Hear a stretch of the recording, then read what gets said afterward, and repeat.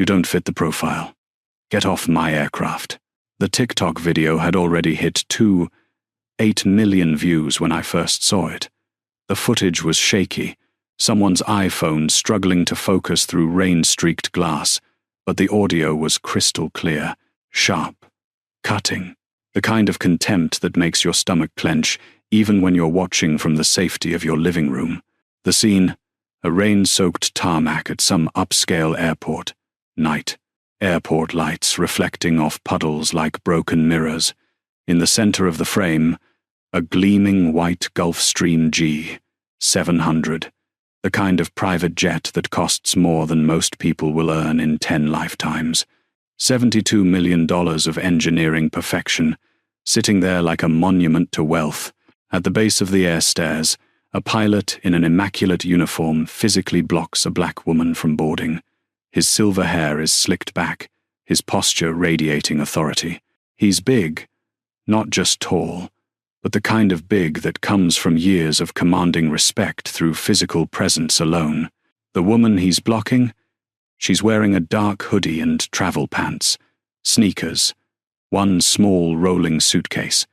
Her face is calm, too calm. The kind of calm that makes you nervous because you know it's masking something volcanic underneath. This is a private flight, the pilot continues, his voice dripping with theatrical disdain. I don't know what kind of scam you're running, but this is a $72 million aircraft, and I have a zero-tolerance policy for security breaches. The woman doesn't move, doesn't argue, just stands there in the rain, water beading on her hoodie, her eyes locked on his face with an expression I couldn't quite read. The comments section was moving so fast you couldn't read individual messages. She's too calm. She knows something. His face is about to change careers, Ulmao. Why do I feel like she owns that plane? This is gonna be good. Someone please tell me there's a part 2. The caption read, Pilot blocks woman from her own jet. Hashtag private jet. Karen hashtag executive wings scandal. Hashtag wait for it. The video cut off there. 47 seconds of footage that had somehow captured the exact moment before everything changed. But what the video didn't show was what happened before someone pulled out their phone. It didn't show the receptionist live streaming the woman's arrival with barely concealed mockery. It didn't show the aviation enthusiasts across the taxiway scrambling for their cameras. It didn't show the text messages flying between employees, the assumptions being made, the trap being set. And it definitely didn't show what happened after the camera stopped rolling. That's the story nobody knows. The story of how one rainy November evening, one moment of humiliation captured by 11 different cameras, would end up destroying careers, triggering federal investigations, and forcing an entire industry to confront the prejudices it had been protecting for decades. The story of Dr. Maya Thompson, the woman in the hoodie who bought the whole damn company. Flashback. 4 hours earlier. The signature aviation FBO at Westchester County Airport was the kind of place that whispered wealth instead of shouting it. Cream leather chairs that probably cost more than a used car. Abstract art on the walls. The kind where you're never quite sure if it's genius or if your 5-year-old could have painted it. An espresso machine that looked like it belonged in a spaceship. Floor-to-ceiling windows overlooking the private jet ramp, where aircraft with price tags that started at 8 figures sat gleaming under the late afternoon sun. This was where the real elite traveled, not first class on commercial airlines. That was for people who had to share their flight with others. This was private aviation, chartered jets, personal aircraft, the kind of travel where you showed up 15 minutes before departure, walked straight onto your plane, and took off whenever you felt like it. The receptionist desk sat like a throne at the center of this temple of privilege. Behind it, Lindsay Martinez checked her reflection in her phone screen for the 3rd time in 10 minutes. 29 years old, expertly applied makeup, nails that had cost her $90 at the salon 2 days ago. Her Instagram was open, the little red live icon glowing in the corner. "Hey guys," she whispered into her phone, propping it against her computer monitor at an angle that captured both her face and the elegant lobby behind her. "So, We're in the middle of the evening rush, here at Signature. Just checked. In a G650, heading to Dubai. Can you even imagine? The client was wearing a watch that probably cost more than my car. The viewer count in the corner read 12,400. Not bad for a Tuesday evening. Lindsay had built a modest following with her day in the life of an FBO receptionist content. Aviation enthusiasts loved the glimpses of private jets and wealthy clients. Regular people loved the peek into a world they'd never access. Okay, so I have to be super professional, obviously, Lindsay continued, glancing at the entrance. But you guys would not believe some of the characters we get in here.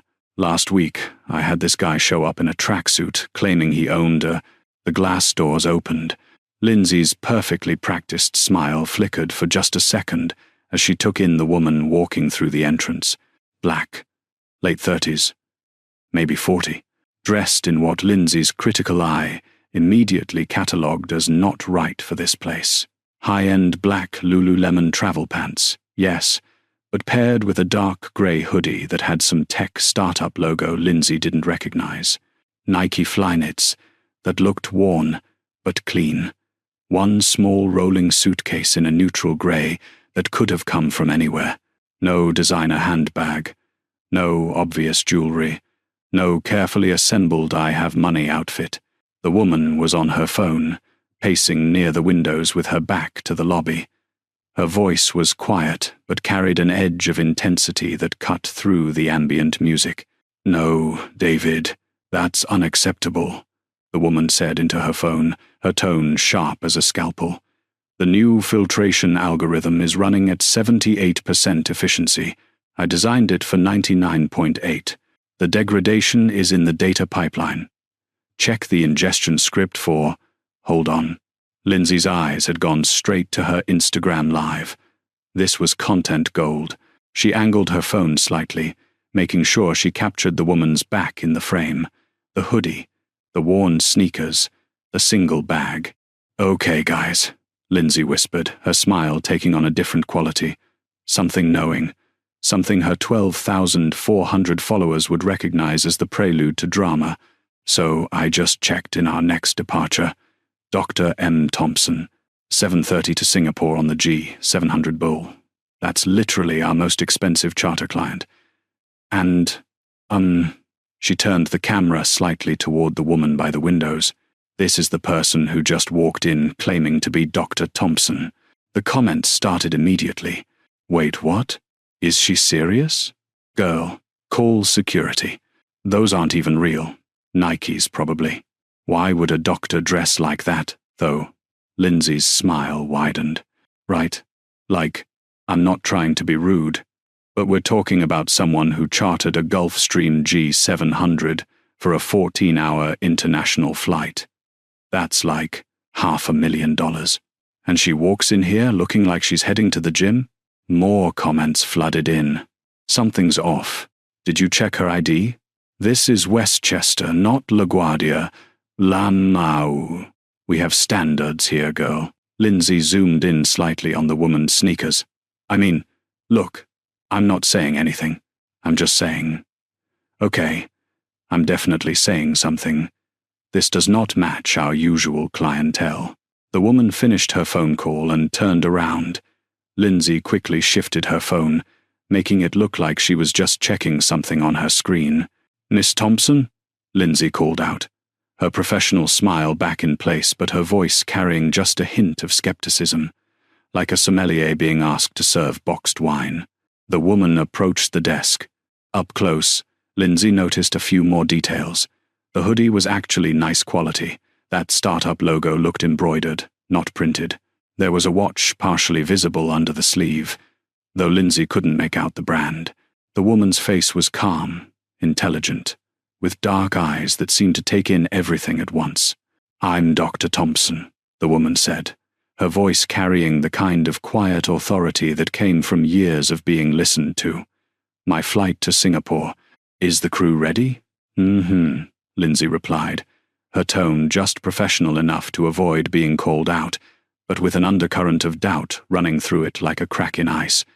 "Let me just verify some things. You said, Dr. Thompson?" "Yes. And you're traveling alone today?" "Just you?" "Just me, as per the manifest." Lindsay's perfectly shaped eyebrows rose slightly. "Right. Well, Captain Donovan is waiting for you on the tarmac. Aircraft N700TM.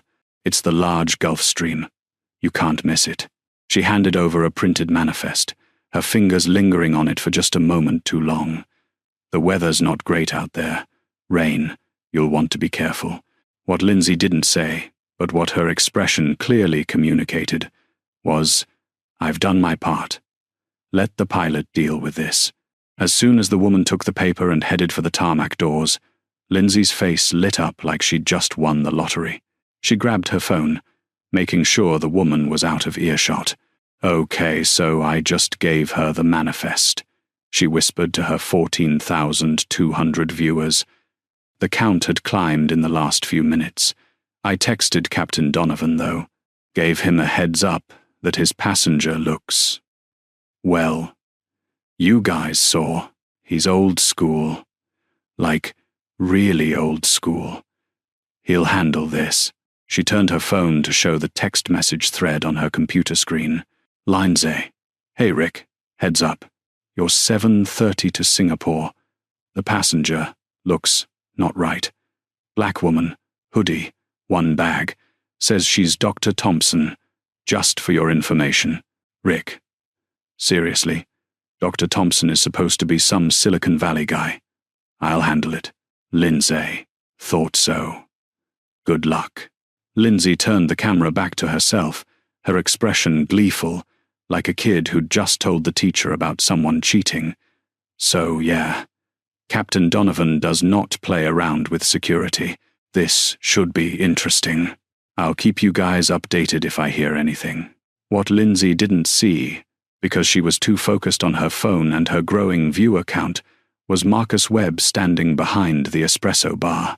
24 years old, line service worker, barely making $18 an hour, fueling jets and emptying trash cans. His family had come from Puerto Rico when he was 7. He'd worked 3 jobs to get through community college. Marcus had seen the whole thing. Seen Lindsay filming, heard the tone in her voice, that particular pitch of judgment wrapped in fake concern, watched her text the captain with a warning about someone who'd done nothing except exist while black.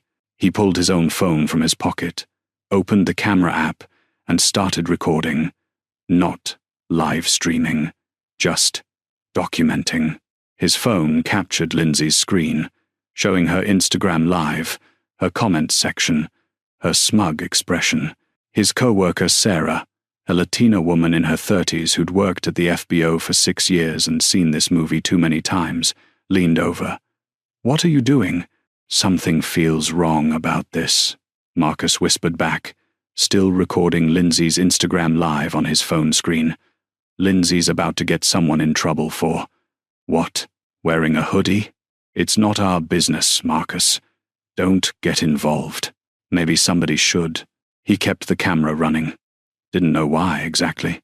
Just had a feeling in his gut, the kind of feeling his mother always told him to trust, that whatever was about to happen on that tarmac, someone was going to want evidence that didn't come from Lindsay's carefully curated Instagram narrative. What Marcus didn't know, what none of them knew yet, was that his 47-second clip would eventually become Exhibit C in a federal discrimination lawsuit that would destroy careers and transform an industry. But that would come later. Right now, through the floor-to-ceiling windows, they could all see a figure in a hoodie walking across the rain-slicked tarmac toward a gleaming white Gulfstream G700, walking straight toward Captain Richard Donovan, who was already pulling out his phone, reading Lindsay's text, and making a decision about exactly what kind of security risk he was dealing with. The trap had been set. The cameras were about to start rolling, and nobody had any idea they were about to witness the first domino falling in a cascade that would end with federal investigations, congressional testimony, and an entire industry forced to confront the rot it had been protecting for decades. The rain had that November quality to it. Cold, persistent, the kind that soaked through your clothes within minutes and made you question why anyone lived in the Northeast. Grey clouds hung low over Westchester County Airport, turning late afternoon into premature evening. The tarmac reflected the airport lights in fractured patterns, every puddle a mirror showing the sky's mood. Dr. Maya Thompson pulled her rolling suitcase behind her, the wheels making soft splashing sounds against the wet concrete. She walked past a Bombardier Global 6000, with its sleek black paint job that probably cost more than the jet itself, past a white and gold Dassault Falcon 8X that screamed hedge fund manager, finally approaching her destination, the Gulfstream G700 at the end of the row, tail number N700TM. Her aircraft. Well, technically Executive Wings' aircraft, but chartered exclusively to her for the next 14 hours. The G700 was beautiful, even in the rain. White fuselage with silver accents. That distinctive Gulfstream nose profile that somehow looked fast even when standing still. The kind of aircraft that made aviation enthusiasts stop and stare. Maximum range of 7,750 nautical miles. Top speed Mach 0, 925. Enough fuel capacity to fly from New York to Singapore without stopping. At the base of the air stairs, two men in pilot uniforms huddled under a small awning, trying to stay dry. The senior captain was hard to miss. Silver hair perfectly styled despite the rain, strong jaw, the kind of military straight posture that announced authority before he even opened his mouth. His jacket bore the Executive Wings logo and 4 stripes on the epaulets. Captain, probably 55, maybe 60, the kind of pilot who'd been flying since before most of his colleagues were born and wanted everyone to know it. The younger man, mid-30s, had 3 stripes. First officer, co-pilot. He looked nervous, shifting his weight from foot to foot, clipboard clutched against his chest like a shield. Maya approached with her suitcase, professional smile in place despite the rain already soaking into her hoodie, cold water trickling down her back. That's when the senior captain stepped directly into her path. Not subtly, not politely. He physically blocked the air stairs with his body, one hand on the railing, the other held out in a stop gesture. "Hold on, ma'am." His voice had that gravel, rough quality of someone who'd spent decades speaking over jet engines. "I think there's been a mistake." Maya stopped, rain drumming on her shoulders, and looked up at him. "Captain Donovan, I presume. I'm Dr. Maya Thompson, Captain Richard Donovan." Rick to his friends, all of whom were white men who'd been flying since the Reagan administration, didn't look at her face. His eyes went straight to her hoodie, then down to her worn Nike fly knits, then to her single rolling suitcase. His expression shifted through several emotions in rapid succession: confusion, suspicion, and finally settling on what looked like weary contempt mixed with barely concealed annoyance. "Right," he said, the single word loaded with more disbelief than a full paragraph could convey. "Look, I don't know what kind of scam you're running." "Scam?" Maya's voice remained calm, but there was steel underneath it. Professional steel, the kind that comes from years of being the only black woman in boardrooms full of white men who assumed she was the assistant until she opened her mouth and started explaining quantum computing algorithms they couldn't begin to understand. "But this is a $72 million aircraft, and I have a zero-tolerance policy for security breaches." The co-pilot, his name tag read Reynolds, looked like he wanted to sink through the tarmac and disappear into the earth. "Captain, maybe we should just check her." "I'll determine what we should check, Mr. Reynolds." Rick's voice could have stripped paint off the fuselage.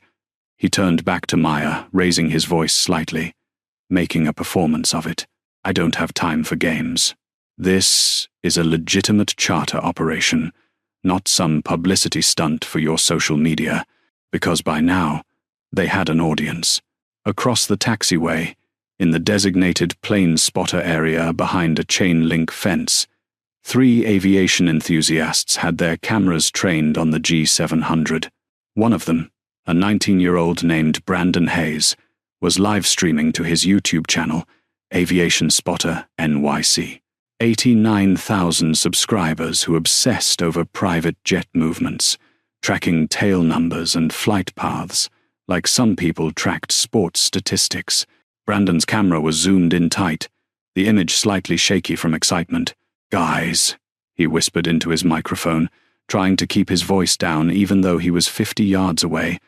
"Something's happening at the G700. The captain he's blocking someone from boarding. This is weird. I've been spotting for 5 years, and I've never seen anything like this." His comment section was already moving. Zoom in. "What's happening? Is that a passenger? Why won't he let her board? Drama at Westchester. Let's go." On a nearby Bombardier Global 6000, Captain Jessica Romano was doing her pre-flight walk-around when she heard raised voices carrying across the tarmac. She looked over and saw Rick Donovan's familiar posture, chest out, shoulders squared, that aggressive stance he took whenever he felt his authority was being questioned. "Oh, here we go," Jessica muttered, her voice sharp with recognition and disgust. 41 years old, Hispanic, one of only a handful of female captains in the executive wing's fleet. She'd flown with Rick exactly once, 5 years ago, and had spent the entire trip listening to him explain basic flight procedures to her like she was a student pilot, instead of someone with 8,000 hours and an impeccable safety record. She pulled out her phone and started recording. Not for social media, for documentation, for evidence. Because she'd filed 2 complaints against Rick over the years, one for a comment about women being too emotional for heavy jets, another for the way he'd spoken to a female first officer in the cockpit, belittling her in front of passengers. Both complaints had been dismissed by Brian Patterson, the director of flight operations, with variations of, "You're being too sensitive and Rick's just old school." Maybe this time, with video evidence, someone would finally believe her. Rick's voice carried across the tarmac, amplified by righteous indignation. "Ladies and gentlemen," he called out, addressing the growing audience of ground crew and fellow pilots who'd stopped their work to watch, drawn by the confrontation like moths to flame. "This is exactly why we have security protocols in private aviation." He gestured at Maya like a prosecutor presenting evidence to a jury, his movements theatrical and practiced. Some people think they can just walk up to a $72 million aircraft in sneakers and a hoodie and expect to be taken seriously. A few of the older pilots nodded in agreement. One actually started clapping, slow and deliberate, until his co-pilot elbowed him hard in the ribs and whispered something urgent that made the applause die instantly. Rick was warming to his performance now. Years of commanding cockpits, of being the unquestioned authority in his domain, had given him a natural sense of theater.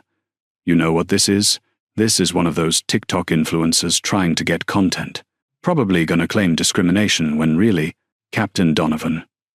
Maya's voice cut through his speech like a scalpel through skin. Quiet, but precise.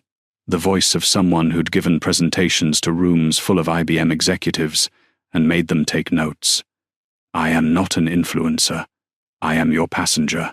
My name is on your manifest. Now, may I please board? I'm on a schedule." She checked her watch. A Patek Philippe Nautilus, actually, but the sleeve of her hoodie kept it mostly hidden. The only people who'd recognize that particular watch were the ones who knew that its price tag started at around $100,000 and went up from there depending on the model. Rick caught the gesture, saw the watch for just a moment before the sleeve fell back, saw enough to register that it wasn't a Timex from Target. Something flickered across his face. Doubt, maybe, a brief crack in his certainty, but he pushed it down, buried it under 30 years of assumptions and prejudices. "The manifest," says M. Thompson. He shot back, his jaw tight. "We were expecting a gentleman." The words hung in the air like smoke from a gun. Several people in the growing crowd audibly gasped. Maya's jaw tightened almost imperceptibly. When she spoke, her voice was dangerously quiet. A gentleman? Or just someone who looks like you? Rick's face flushed red, color rising from his neck to his cheeks. Someone who fits the profile of a high-net-worth individual who charters G700s out of Westchester. Not someone who looks like they got lost on their way to the food court. Brandon's YouTube Live exploded. 89,000 viewers, 127,000 viewers, 156,000 viewers.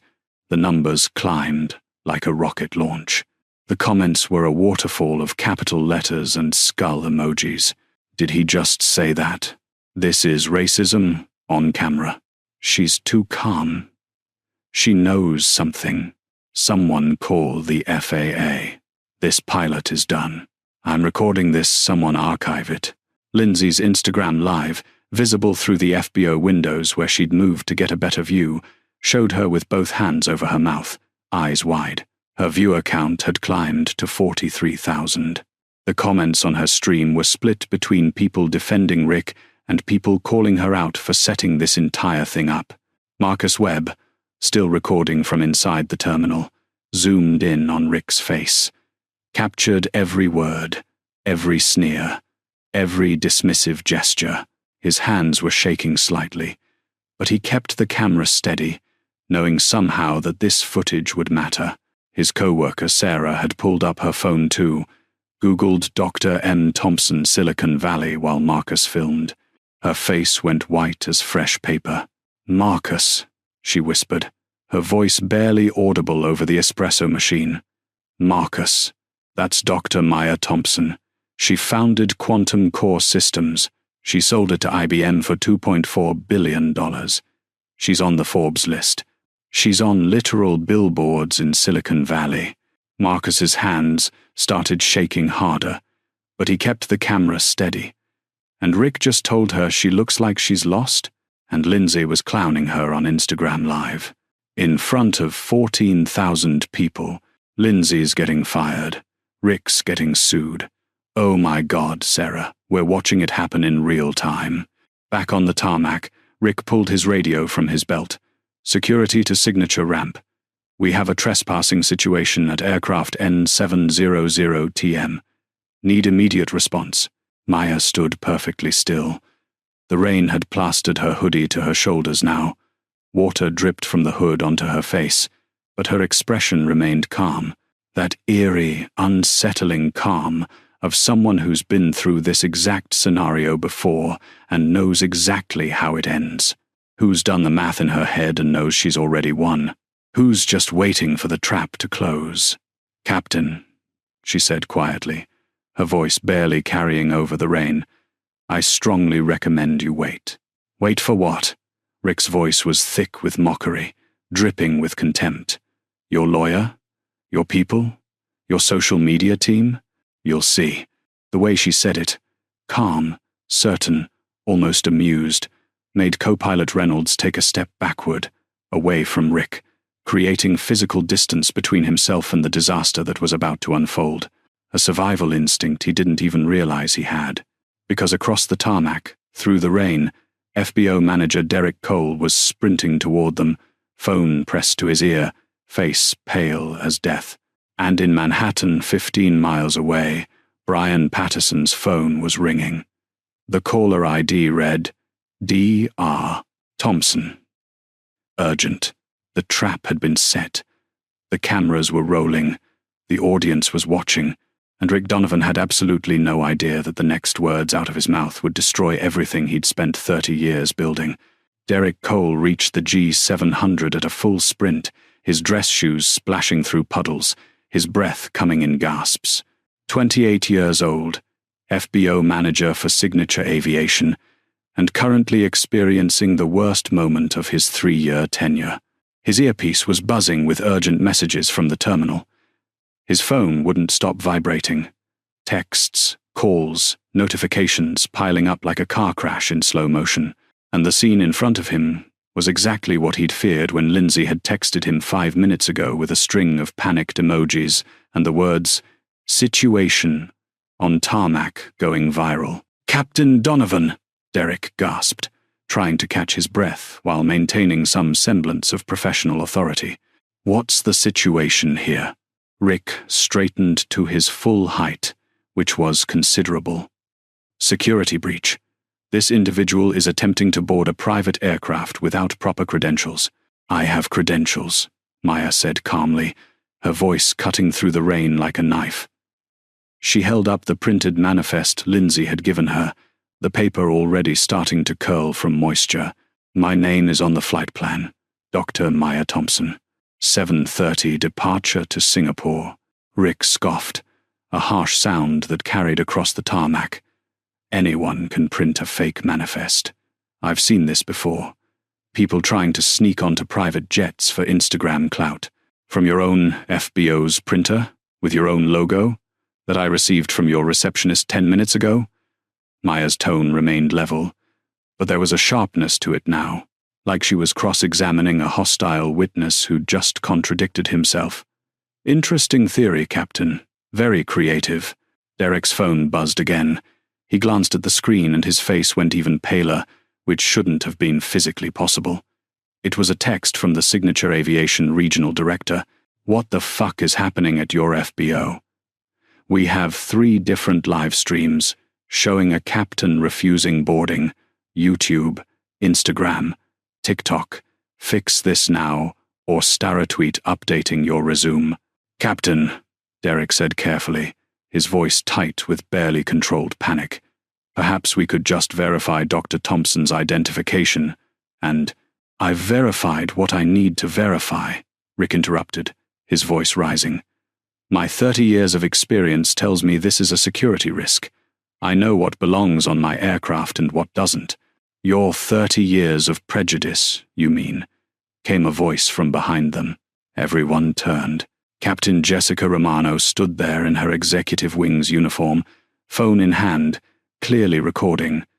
Her expression was a mixture of disgust and satisfaction, like she'd been waiting years for this moment. "Hi, Rick. Didn't realize we were doing our usual performance for the cameras today." Rick's face went from red to nearly purple, veins visible in his neck. "Captain Romano, this is none of your concern. Return to your aircraft. It became my concern when you started making our entire company look like a discrimination lawsuit waiting to happen." Jessica's voice was steady, professional, but her eyes were steel. "That's Dr. Maya Thompson. I Googled her. She's worth $2.4 billion. She founded Quantum Core Systems. She has a PhD from MIT. And you just told her she looks like she got lost on the way to the food court." The collective intake of breath from the growing crowd was audible even over the rain. Rick's confidence wavered for the first time, his certainty cracking like ice. "How do you know?" "Because, unlike you, I verify information before I humiliate people." Jessica held up her phone, showing a Forbes profile. Maya's face smiled from the screen. Professional photo, the caption reading, "Dr. Maya Thompson, the quantum computing pioneer who revolutionized cloud infrastructure." Co-pilot Reynolds pulled out his own phone with trembling hands, started scrolling frantically. His face went through a visible transformation, confusion melting into shock, melting into absolute horror, each emotion playing across his features like a time-lapse of career destruction. "Captain," Reynolds whispered urgently, tugging at Rick's sleeve. "We need to—" "I'll determine what we need to do, Mr. Reynolds." But Rick's voice had lost some of its thunder. The damage was spreading like wildfire in dry grass. The other pilots watching had pulled out their phones. Ground crew was Googling. Even the fuel truck operator had stopped mid-refuel to search for Maya's name, his eyes going wide as the results loaded. Brandon's YouTube livestream was absolute chaos now. Holy shit, she's a billionaire. That pilot just ended his career. Someone screenshot everything before it gets deleted. This is going down in aviation history. I can't believe we're watching this live. This is better than any Netflix show. The viewer count hit 287,000 and climbing. In aviation forums across the internet, posts were already appearing faster than moderators could keep up. Professionalpilots.com. Live. Executive Wing's captain refusing boarding to passenger. Thread views. 15,000. And climbing. Replies. 847 in the first 12 minutes. Airliners. Net. Anyone watching the Executive Wing's situation at Westchester? 47 pages of responses in less than 15 minutes. Lindsay's Instagram Live had become a nightmare she couldn't escape. Her 58,000 viewers were split between people defending her.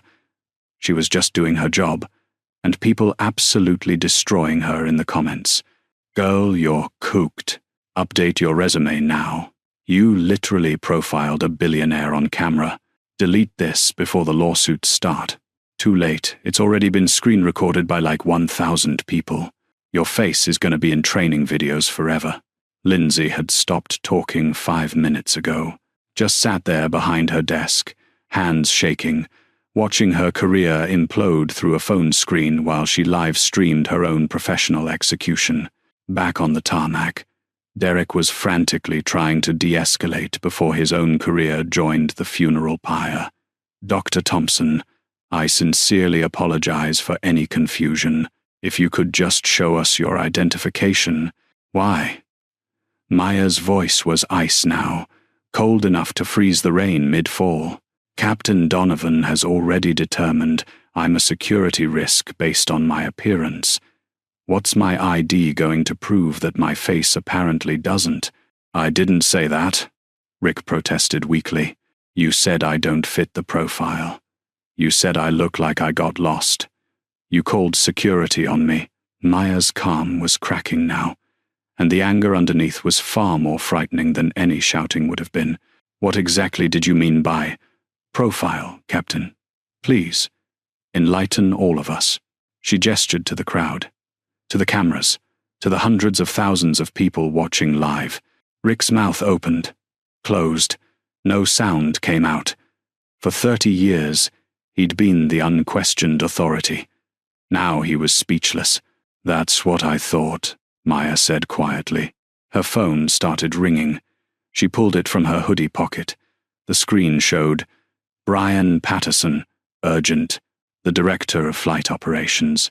Rick's boss, Rick's friend of 26 years.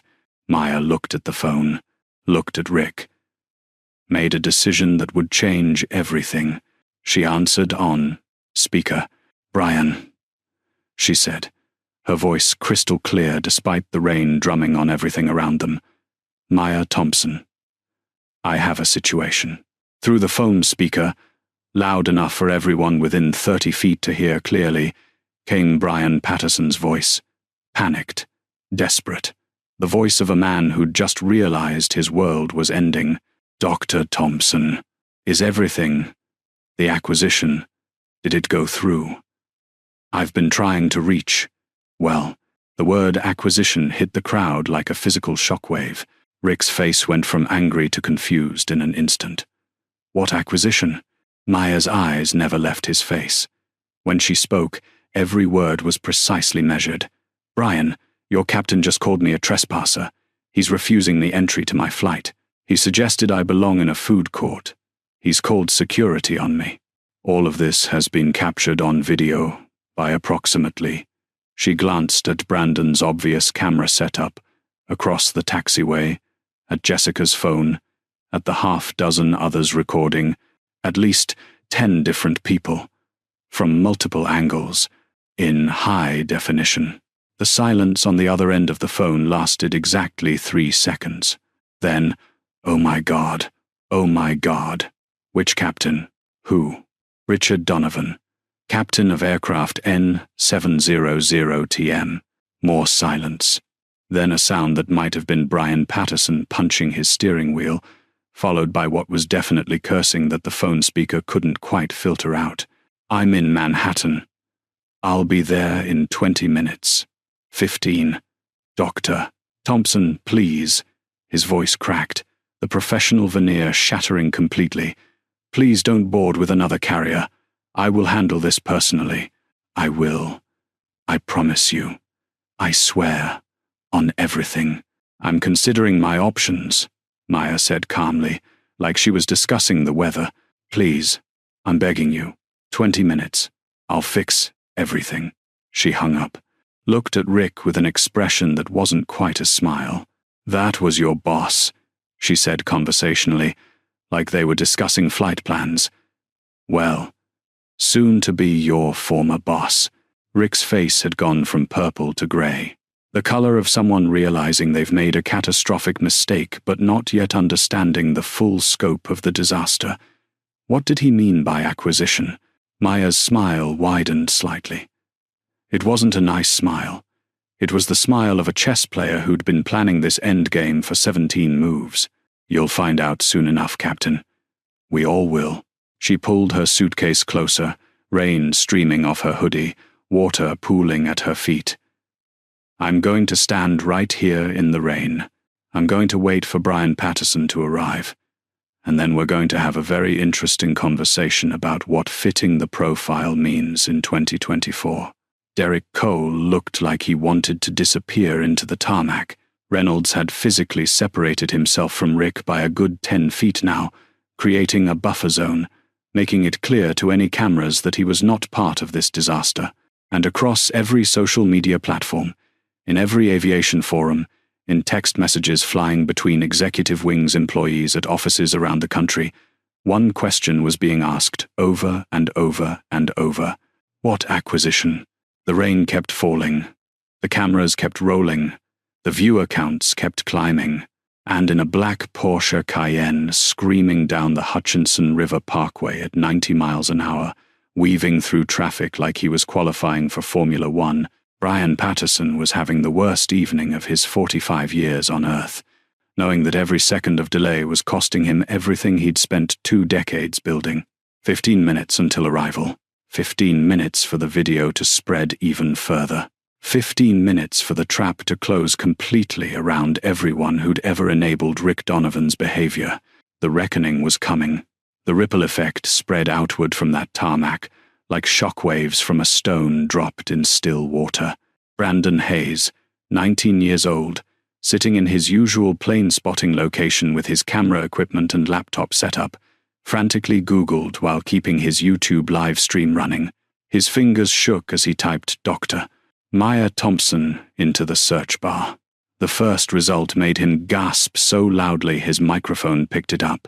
"Chat," he said into his microphone, his voice cracking with excitement and disbelief.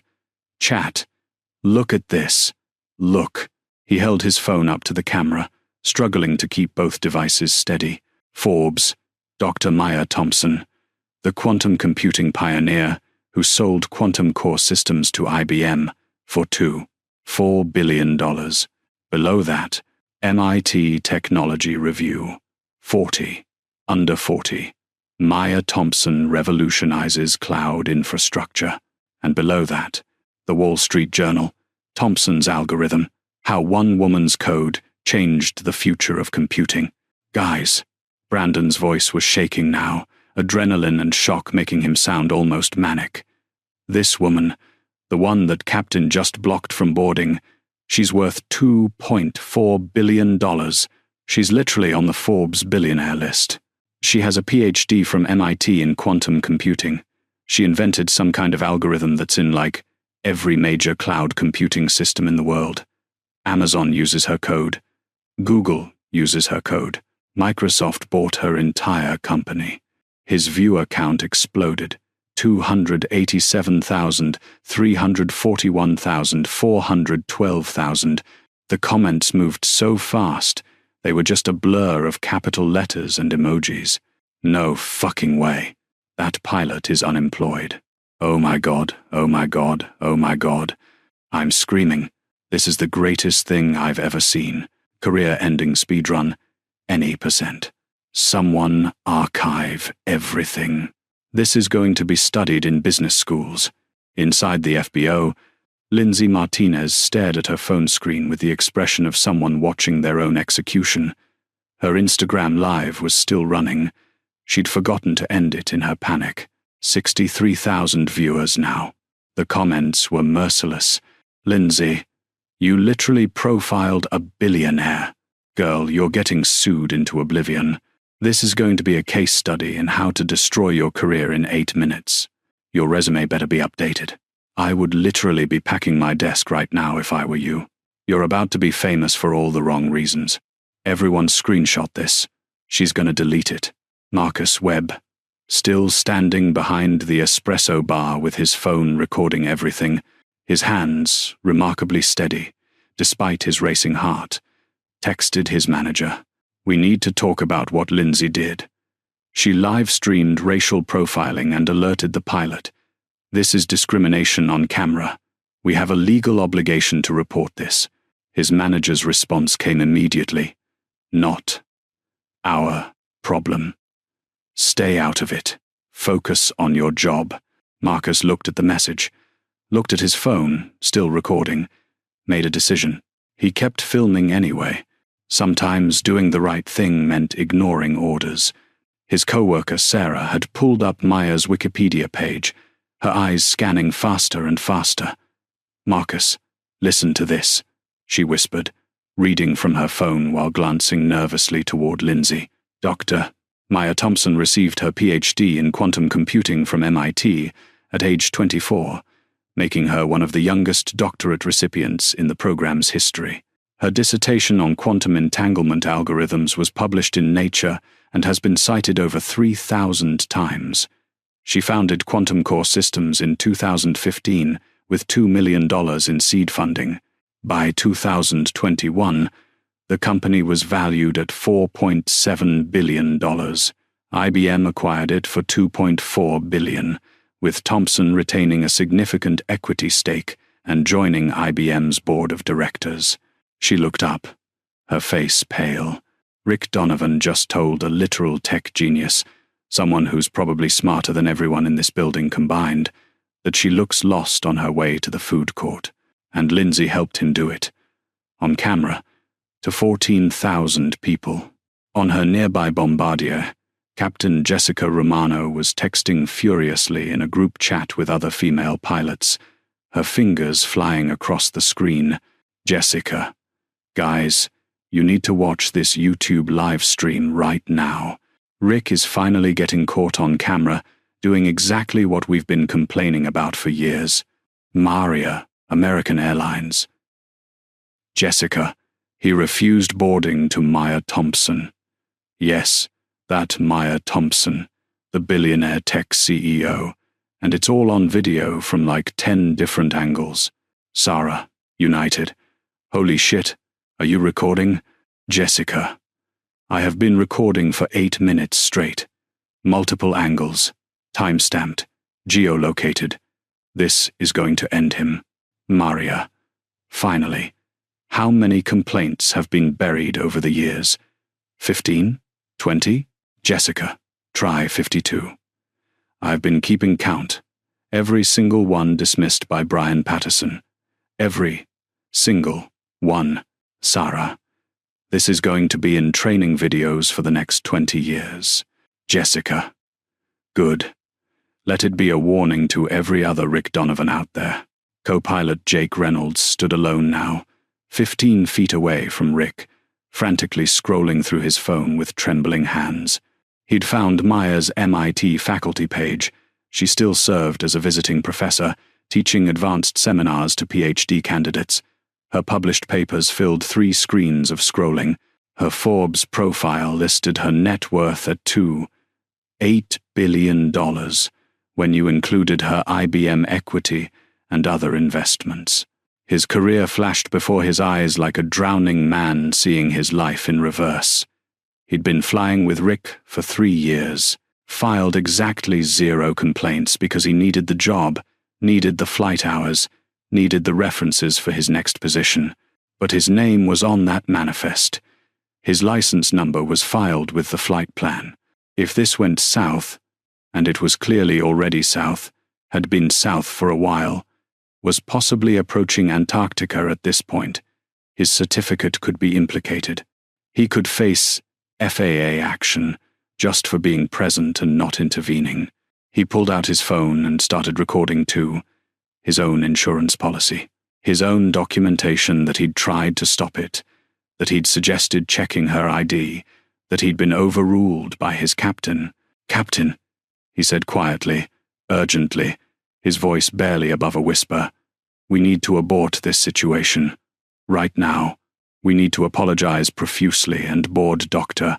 Thompson immediately before this gets any worse." Rick rounded on him, desperation making him lash out. "Are you questioning my judgment, Reynolds? I'm trying to save both our careers, sir. Because in about 5 minutes, we're not going to have careers to save. I'll determine whose career needs saving." But even Rick's voice had lost its certainty. The foundation was cracking.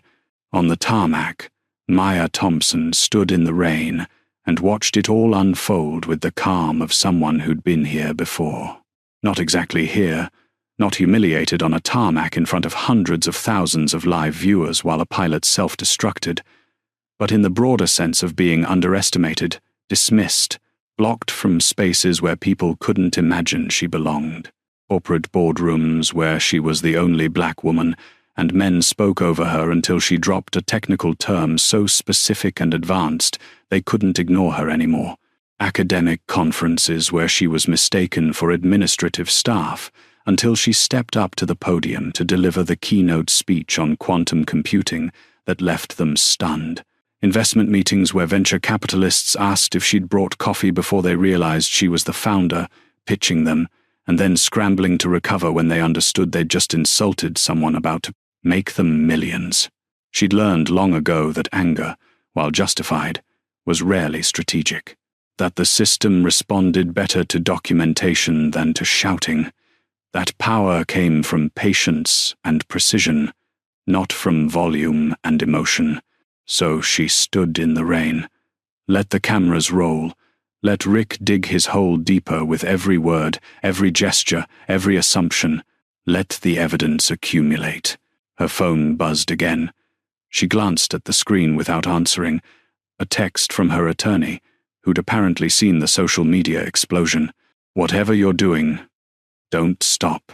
This is textbook discrimination, captured from multiple angles with hundreds of thousands of witnesses. We'll own them." Maya didn't respond, just pocketed the phone and checked her Patek Philippe again. 6:08 p.m. Brian Patterson had said 20 minutes. She'd given him 15, right on cue, like he'd been waiting backstage for his entrance.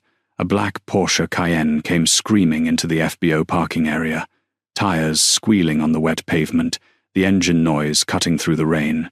The driver's door flew open before the car had completely stopped. Brian Patterson burst out, looking like a man who'd just driven through hell to arrive at a greater hell. 45 years old, expensive suit now rumpled and rain-spotted, silver hair disheveled, tie loosened. The polished director of flight operations persona completely shattered, replaced by raw panic. He ran across the tarmac. Actually ran. In dress shoes, across wet pavement, his breath coming in gasps. Brandon's camera caught every second of his desperate sprint. "Dr. Thompson!" Brian was gasping for breath, his face flushed. "Dr. Thompson, there are no words. I am mortified. I am humiliated. There is no excuse. None." He reached her and stopped, hands out like he wanted to reach for her but knew better than to touch. Knew that any physical contact would look even worse on camera. Maya looked at him. Just looked. Said nothing. Let him drown in the silence. Brian's face crumpled. He turned to Rick, and his expression transformed. The desperate apology vanished, replaced by something cold and administrative and final. The look of someone who'd just decided to sacrifice a piece to save the game. "Captain Donovan," his voice cracked like a whip. "Badge. Now." Rick's face went through several emotions in rapid succession. Confusion. Disbelief. The first dawning of real, bone-deep fear. "Brian, I was just following security proto. Your badge. Now." Rick fumbled with his ID badge with shaking fingers and handed it over. Brian snatched it like it was contaminated. "You are suspended immediately. Effective right now. Pending investigation. Do not contact anyone at this company. Do not return to any company property. Do not approach any aircraft. Go home. Now, Brian. We've known each other for 26 years, and in those 26 years, Brian's voice was shaking now, not with anger but with fear. Did I teach you nothing about not being a public relations disaster? Do you have any idea how many people just watched you do this? Do you have any concept of how catastrophically you just fucked up our company?" He turned back to Maya. The anger evaporated instantly, replaced again by desperate, groveling apology. "Dr. Thompson, I will personally ensure your flight departs within the next 15 minutes. I will personally file the flight plan. I will personally coordinate with ATC. I will personally escort you to the aircraft. I will personally fire everyone involved in this disgrace." Maya's voice was ice. "Everyone involved?" Brian hesitated for just a moment, knowing the trap he was walking into. "Yes, everyone. Including yourself?" The question hung in the rain-soaked air like a guillotine blade. Brian's mouth opened, closed, opened again. If that's what you require, we'll discuss that later." Maya looked past him to the G700. "Right now, I want to board my aircraft and leave for Singapore. Can you make that happen, or do I need to call NetJets?" The threat was nuclear. NetJets was Executive Wing's biggest competitor. If Maya Thompson, who apparently chartered enough flights to qualify as a major client, moved her business, others would follow. In private aviation, reputation was everything. And right now, Executive Wing's reputation was burning like jet fuel. No need. Brian pulled out his phone, started frantically texting. "I'll get Captain Romano to take this flight. She's qualified on type. Captain Romano," he called out to Jessica, who was still recording everything. "Are you checked out on the G700? "Of course," Jessica said coolly, professionally, not quite smiling, but close. "You're captain for this flight. Departing in 15 minutes. Can you do it?" "I'd be honored." Jessica's eyes met Maya's. There was something there. A moment of understanding between two women who'd both fought their way through systems designed to exclude them. A moment of recognition that sometimes justice comes from unexpected places. Brandon's YouTube Live had hit 680,000 viewers. The top comment, with 47,000 likes. This man really destroyed his entire career in under 10 minutes, and we all got to watch. This is the greatest thing that's ever happened. Another, with 38,000 likes. The way she just stood there calm while he buried himself. That's power. That's what happens when you're so secure in who you are that you don't need to prove anything. Another. She said, "Or do I need to call NetJets?" And that man's soul left his body. Rick Donovan stood alone now, badge gone, co-pilot avoiding him like he had a contagious disease. Captain Romano glaring at him with undisguised contempt. Brian Patterson refusing to even look in his direction, treating him like he'd already ceased to exist. And Maya Thompson walking past him toward the air stairs, pulling her rolling suitcase behind her, rain still streaming off her hoodie.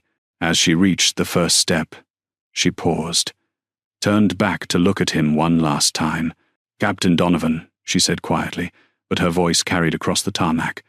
"For future reference, and you're going to have a lot of future time to think about this. The profile you were looking for?" She gestured to herself. Her hoodie, her sneakers, her single bag. This is it. This is what a billionaire looks like when she doesn't feel the need to prove anything to anyone. When she's secure enough in her accomplishments that she doesn't need designer labels to announce her worth. She climbed the stairs. The cabin door closed behind her with a soft, final thunk. 15 minutes later, N700TM rolled down the runway and launched into the grey November sky. heading toward Singapore with Captain Jessica Romano at the controls and Dr. Maya Thompson in the cabin, finally heading to her destination. And Rick Donovan drove home in the rain, his hands shaking on the steering wheel, still not fully understanding that his life as he knew it had ended. But he would understand. Soon. The video hit critical mass somewhere over the Atlantic Ocean. While Maya Thompson sat in the luxurious cabin of N700TM, catching up on emails and reviewing quarterly reports for a board meeting, the internet was doing what the internet does best, taking something viral and making it nuclear.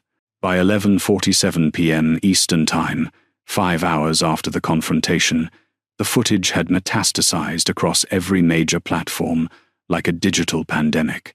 Twitter, X. The original clip from Brandon's livestream had 2 million views.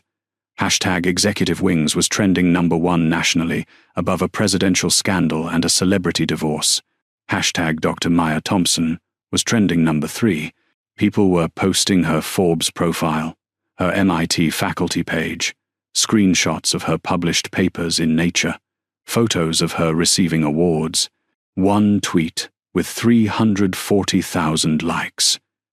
A billionaire PhD from MIT was told she didn't fit the profile to board her own chartered jet by a pilot who probably couldn't pass her freshman engineering class. This country is so deeply, fundamentally broken. Another with 280,000 likes and climbing.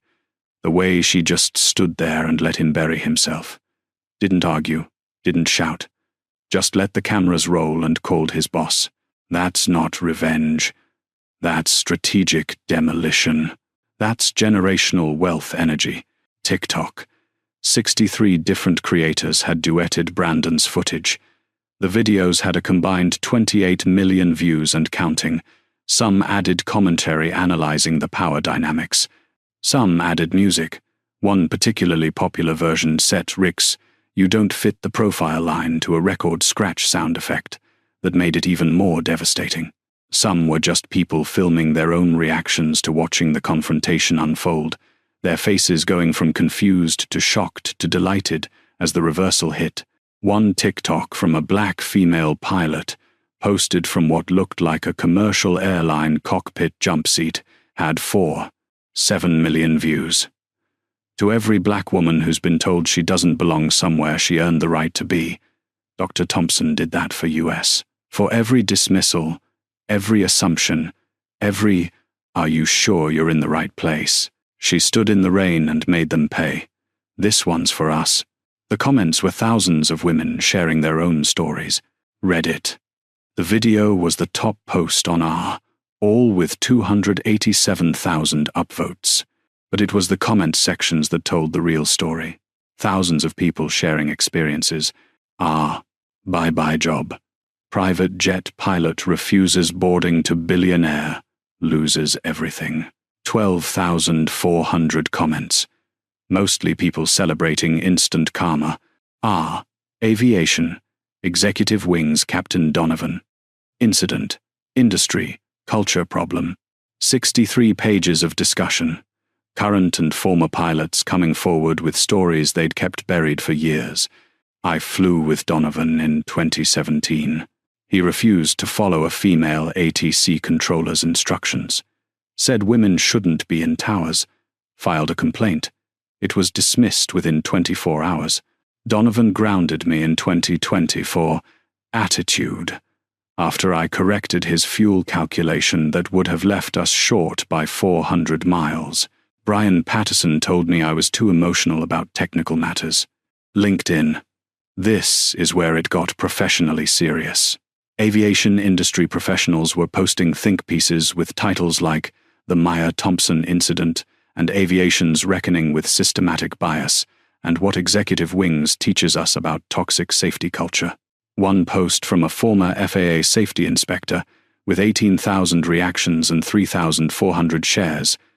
I worked in aviation for 23 years. What happened to Dr. Thompson happens every day to people without her resources. The only difference is she had the power to fight back and the presence of mind to let them bury themselves on camera. How many Rick Donovans are still flying? How many complaints are still being buried? This is a safety issue, not just a PR problem. News coverage. By morning, it was everywhere. Every major outlet had picked it up. The Wall Street Journal. Tech billionaire blocked from private jet. Video goes viral. Company stock plummets. CNBC. Executive Wings faces backlash. After discrimination video. Stock down 27% in after-hours trading. Forbes. Dr. Maya Thompson and the $72 million. Humiliation. When prejudice meets power and cameras. Good Morning America ran a segment during their 7 a.m. hour. The hosts were unanimous in their outrage, their analysis cutting and clear. You can see in the video, she's so calm. She knew exactly what was happening, and she let it play out because she had the power to respond. That's what real power looks like. Not being immune to discrimination, but having resources to fight back and the wisdom to document everything. By noon, every major aviation forum was experiencing server overload from traffic. Professionalpilots.com. Thread. Donovan got exactly what he deserved. Discuss. 73 pages. 3,400 replies in 18 hours. The stories kept pouring in like water breaking through a dam. Female first officer here. Donovan grounded me in 2020 for attitude concerns after I corrected his fuel calculation. We would have run out 300 miles from destination. My math was right.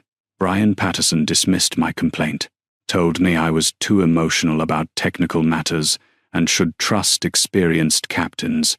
I'm the Saudi princess mentioned in some of the articles.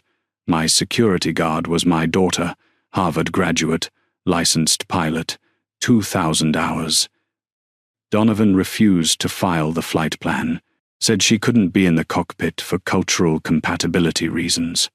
Whatever that means. Executive Wings gave us 2 free flights to keep quiet. Blood money. Airliners. Net. Thread. Executive Wings. Systematic problem or isolated incident. 127 pages, and growing exponentially. The consensus forming in real time. Not isolated. Systematic. Cultural. Protected. Inside Executive Wings headquarters in White Plains, New York, it was absolute chaos that would have been comedy if it wasn't destroying lives and careers. The emergency board meeting had been called for 6 a.m. By 6:15, the conference room looked like a war room during a losing battle. The general counsel had printed out every social media post, every news article, every comment that mentioned legal liability or federal investigation. The stack of papers was 4 inches thick and growing. The insurance company had already called. 3 times. Each call more panicked than the last. Do you have any idea how many discrimination complaints are about to be filed? We're calculating liability exposure in the tens of millions. Tens of millions. Your coverage caps at 50 million total. You could be personally liable for the excess. The PR firm they'd hired at 2 a.m., roused from sleep, charging emergency rates, was presenting a crisis management strategy that essentially boiled down to, you're completely fucked. Best case scenario is you limit the damage and hope, doctor. Thompson doesn't decide to destroy you completely out of spite. Limit how? The CEO, a man named Douglas Hartley who'd been on vacation in Turks and Caicos when this exploded and had caught the first flight back, still wearing resort clothes under his hastily donned suit jacket, looked like he'd aged 10 years overnight. Accept full responsibility immediately. Terminate everyone involved without exception. Institute immediate, comprehensive reforms. Publish everything transparently.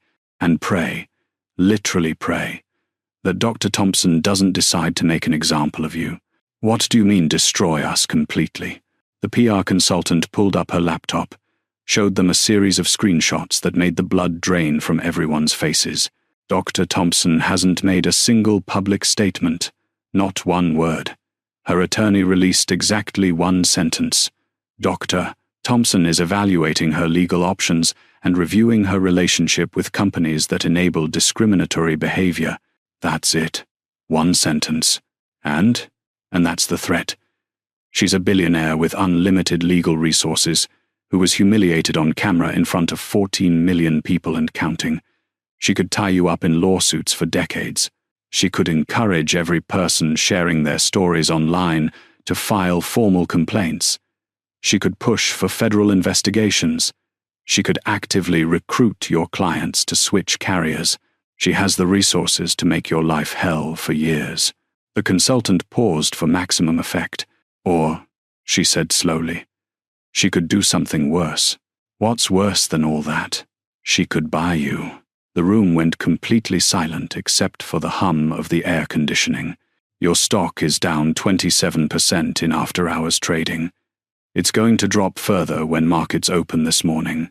I'd estimate another 15 to 20% minimum.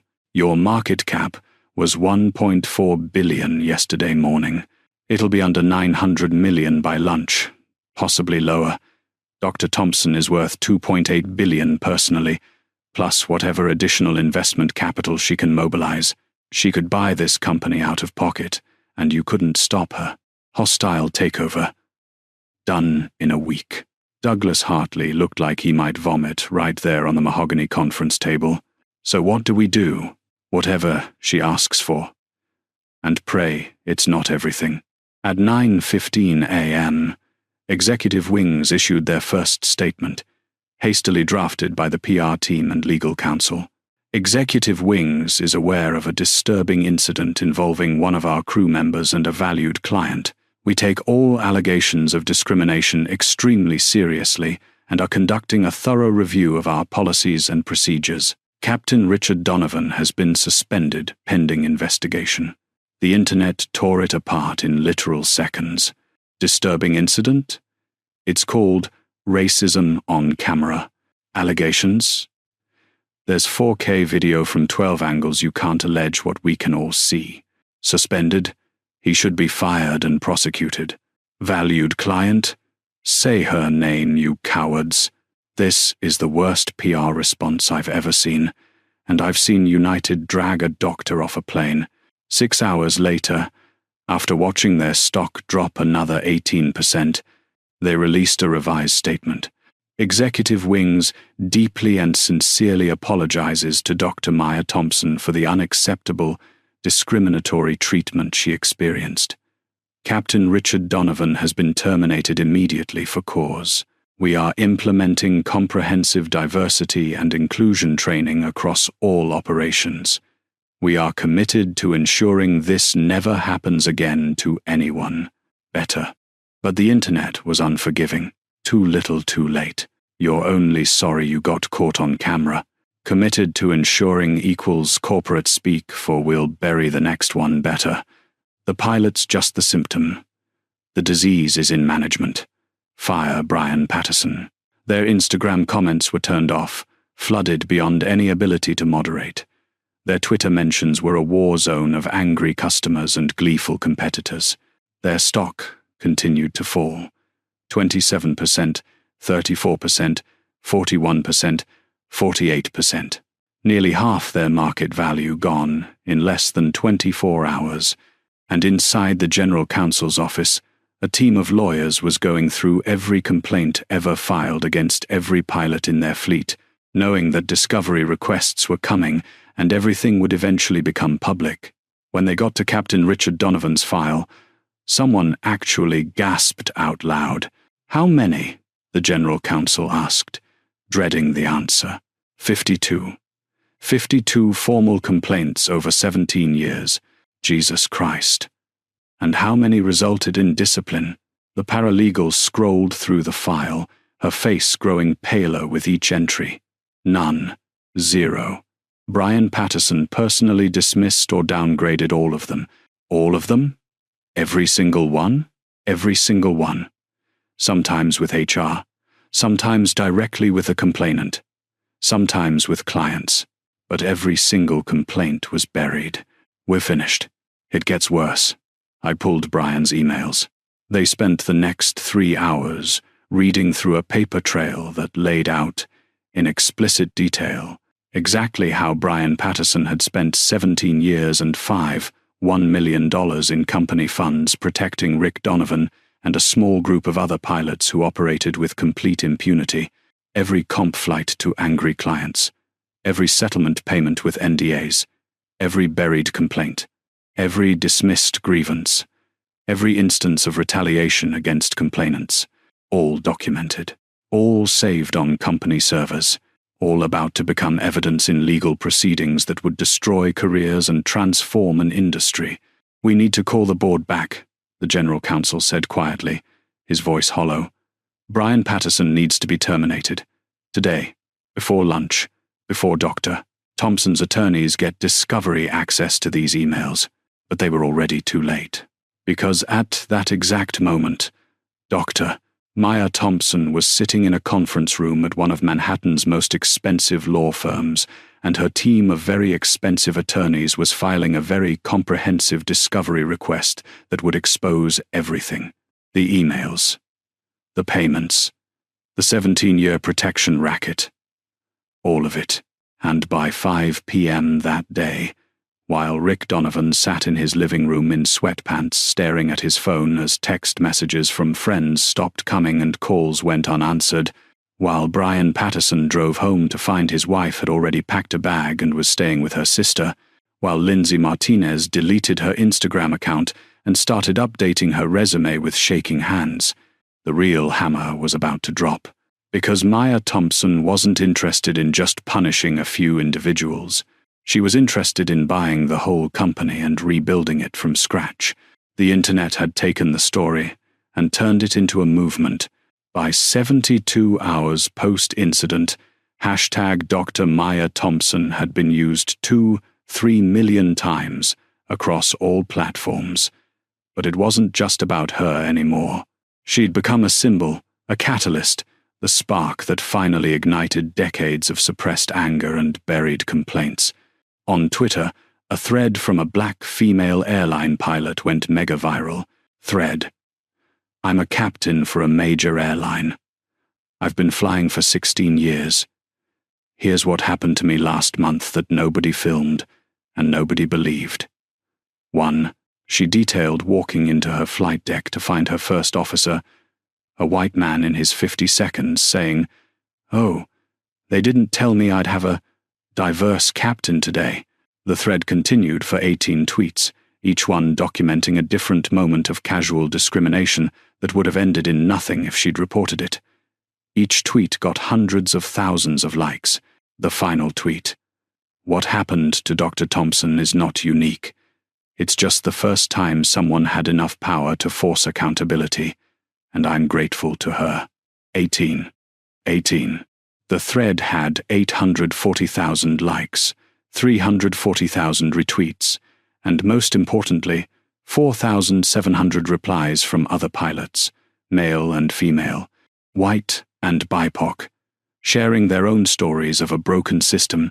The dam had broken completely. On TikTok, a trend emerged that swept through professional spaces like wildfire. People in work clothes filming themselves, then cutting to casual clothes with text overlay. Point of view: you showed up to work looking like you didn't fit the profile and got treated like you didn't belong. A black surgeon in scrubs. Patient asked me to fetch the doctor. I was doing her surgery in 30 minutes. A Latina lawyer in a power suit. Security stopped me at my own law firm. Been a partner for 7 years. An Asian tech executive. Client asked if I was the translator. I was the CEO they'd flown across the country to pitch. The videos were devastating in their specificity, their commonality, their rage wrapped in sad humor. The trend reached 47 million views in 3 days. Celebrities weighed in, amplifying the story beyond aviation circles. Tyler Perry tweeted, "Dr. Maya Thompson stood in the rain and let that man destroy himself. That's not just smart. That's strategic. That's knowing your power and using it precisely. Respect to a real one." Serena Williams, To every woman who's been told she doesn't belong somewhere she earned the right to be, this one's for us. Stand in your power. Document everything. Make them pay. The Daily Show devoted an entire segment to it. This pilot saw a black woman in comfortable clothes and decided she must be a security threat. Meanwhile, she owned the whole operation. She owned it so much that she's about to buy the entire company. If that's not the most epic reverse Uno card in history, I don't know what is. But the most powerful responses came from regular people whose comments captured something raw and real. A YouTube comment with 67,000 likes. My mum is a doctor. When I was 12, I watched a patient ask her to fetch coffee. She just smiled and said, "I'm Dr. Patterson. I'll be doing your triple bypass today, but I can definitely have a nurse bring you coffee." She showed me you don't have to yell to have power. Thank you, Dr. Thompson, for showing my daughter the same thing. A Reddit comment with 34,000 upvotes. Can we talk about how she stayed calm? She didn't give them the angry black woman narrative they wanted. She just stood there, collected evidence, made one phone call, and ended that man's whole career. That's generational wealth energy. That's knowing the system well enough to beat it. Meanwhile, the aviation industry was experiencing its own reckoning. The NBAA held an emergency virtual town hall, attended by 2,800 industry professionals. The Zoom chat was moving so fast it was unreadable. The discussion was brutal and long overdue. We have a culture problem. Anyone pretending otherwise is part of the problem. How many Maya Thompsons have we lost as clients because they were treated like this but didn't have the resources or energy to fight back? Every company needs to review their complaint procedures today, not next week. Today, flight schools started getting questions from prospective students. What's your policy on discrimination? What happens if I file a complaint? Can you guarantee it won't be buried? Charter companies rushed to announce new policies in press releases that all sounded similar. Effective immediately, all crew members will undergo comprehensive bias training. We're implementing anonymous complaint hotlines with third-party review. Independent boards will evaluate all discrimination allegations. NetJets, Executive Wing's biggest competitor, released a statement that was barely disguised opportunism. NetJets has always prioritized inclusive excellence and zero-tolerance accountability. We welcome any clients seeking a carrier that values all passengers equally, regardless of appearance, background, or identity. Translation: we're coming for your customers, and you handed us the perfect weapon, and they did. Over the next 72 hours, Executive Wings lost. Goldman Sachs, $14 million annual contract. Microsoft, fleet lease agreement worth $8 million. Google, executive travel contract, $11 million. 4 major law firms terminated their memberships. 17 individual high-net-worth clients quietly moved their business. Total lost revenue, approximately $47 million annually. The stock, which had opened Monday at $84 per share, closed Friday at $31. Market cap had been $4 billion. It was now $380 million. Over $1 billion in shareholder value had evaporated in less than a week. One viral video, one moment of documented discrimination, one decision to let the cameras roll instead of fighting back with emotion, and an entire industry was being forced to confront what it had been protecting for decades. The press release dropped at exactly 9 a.m. Eastern Standard Time on Monday, 7 days after the tarmac confrontation. For immediate release, Quantum Core Ventures acquires Executive Wings Charter Services, New York.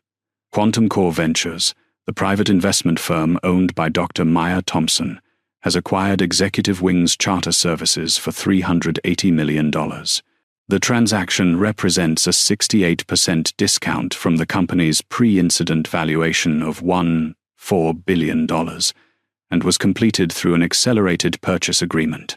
The company will be rebranded as Meridian Sky and will undergo comprehensive operational restructuring focused on safety excellence, operational transparency, and inclusive culture. "I didn't buy this company for revenge," Dr. Thompson stated. "I bought it because it was broken, and I fix broken systems for a living. That's what I do. I see broken code, broken processes, broken cultures, and I fix them." Executive Wings failed because it protected prejudice over performance, friendship over fairness, comfort over accountability. Meridian Sky will be different, or it will not exist. The acquisition includes all aircraft, contracts, facilities, and personnel. Current employees will have the opportunity to remain pending performance reviews and compliance with new operational standards. Captain Jessica Romano has been appointed Director of Flight Operations, replacing Brian Patterson, who was terminated for cause effective immediately. Quantum Core Ventures is actively recruiting diverse pilots and operational staff for immediate placement. Information sessions begin next week. The press release hits the aviation industry like a Category 5 hurricane making landfall. Within 15 minutes, it was the top story on Bloomberg, CNBC, Reuters, and every major aviation news outlet. Within an hour, it was trending on Twitter above literally everything except a natural disaster. Within 3 hours, Meridian Sky, the company formerly known as Executive Wings, had received 347 resumes from pilots, 43 from female pilots who'd been quietly watching and waiting for exactly this moment, 29 from BIPOC pilots who'd left aviation entirely but saw this as a chance to return to a reformed industry. The comments across social media were unanimous in their satisfaction. She bought the company. She literally bought the entire company that discriminated against her. This is the most powerful watch this moment I've ever witnessed. Not only did she buy it, she's fixing it. She's not just burning it down for revenge. She's rebuilding it better. That's not anger. That's purpose. The way she said, "or it will not exist," is so cold. Like, I will burn this company to the ground before I let it continue being toxic. Respect. Captain Jessica Romano as new operations director, the woman who documented everything and stood up to Rick. That's perfect. That's poetic justice. Inside what was still technically Executive Wings headquarters, the Meridian Sky signage wouldn't be installed for another week. The mood was somewhere between panic and disbelief, and for some, cautious hope. The 284 remaining employees had been summoned to an all-staff meeting at 2 p.m. They gathered in nervous clusters in the hallways, the break rooms, the hangar. "Did you see who owns us now?" The woman Rick blocked. "The billionaire. She's the new CEO?" "No. She hired someone. But she's the owner. She controls everything. Are we all getting fired? Probably some of us. Definitely anyone who was involved in what happened. Lindsay hasn't been here all week. Brian's office was cleared out Friday night. Rick's pilot locker was emptied this morning by security. At exactly 2 p.m., the hangar doors opened and they filed in. The transformation would begin in less than 2 hours. But first, they needed to understand exactly what they'd been part of and exactly what was about to change. The conference room on the 3rd floor of Meridian Sky headquarters looked like the evidence room from a federal investigation. 3 walls were covered, floor to ceiling, in printed spreadsheets, timeline maps, organizational charts with red circles and connecting lines drawn between names like a conspiracy theorist's fever dream, except everything here was real. A 4th wall displayed email printouts, highlighted in yellow and pink and blue, to indicate different categories of misconduct: discrimination, retaliation, financial cover-up. Sofia Rodriguez stood at the front of the room, wearing her customary business attire: dark slacks, crisp white blouse, reading glasses perched on her nose. Behind her, 2 junior accountants from Deloitte sat with laptops open, ready to pull up supporting documentation at a moment's notice. In the chairs facing her, Dr. Maya Thompson, her legal team 4 attorneys in expensive suits with leather portfolios, 3 members of the newly constituted Meridian Sky Board, and a stenographer documenting everything for the record.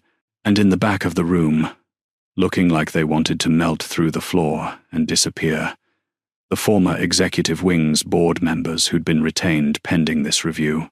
The ones who claimed they had no idea what Brian Patterson had been doing for 17 years. Sophia clicked her remote. The large screen behind her lit up with a title slide. "Let's start with the overview," she said, her voice carrying that particular quality of someone who'd done this 100 times. Uncovered corporate malfeasance, documented fraud, presented findings that destroyed careers and sometimes resulted in prison sentences. Executive Wing's Charitweeter Services, Forensic Audit, 2014 to 2024, Systematic Discrimination, and Financial Misconduct. Over the past 3 weeks, my team has reviewed 10 years of financial records, employee complaints, email communications, personnel files, and client interactions. What we found is not just concerning, it's criminal. Click. New slide. The numbers. 127 formal complaints filed, 2014 to 2024. 9 resulted in termination. 7. 1%. Industry standard. 36%. In a 10-year period, executive wings received 127 formal complaints against pilots and crew members. These ranged from minor discourtesy to severe allegations of discrimination, harassment, and safety violations. Sophia highlighted a number on the screen with her laser pointer. Only 9 resulted in termination. That's a 7.1% termination rate. For context, the industry standard for complaints of this severity is 36%. You were 5 times less likely to fire someone for misconduct than your competitors. She let that reality sink in, like water, into concrete. Someone in this room might be wondering, maybe executive wings just did better screening. Maybe you had fewer bad apples? Click. New slide. A bar graph where one bar towered over all the others, like the Empire State Building surrounded by houses. Captain Richard Donovan, 52 complaints, over 17 years. Audible gasps from the old board members. One put his head in his hands.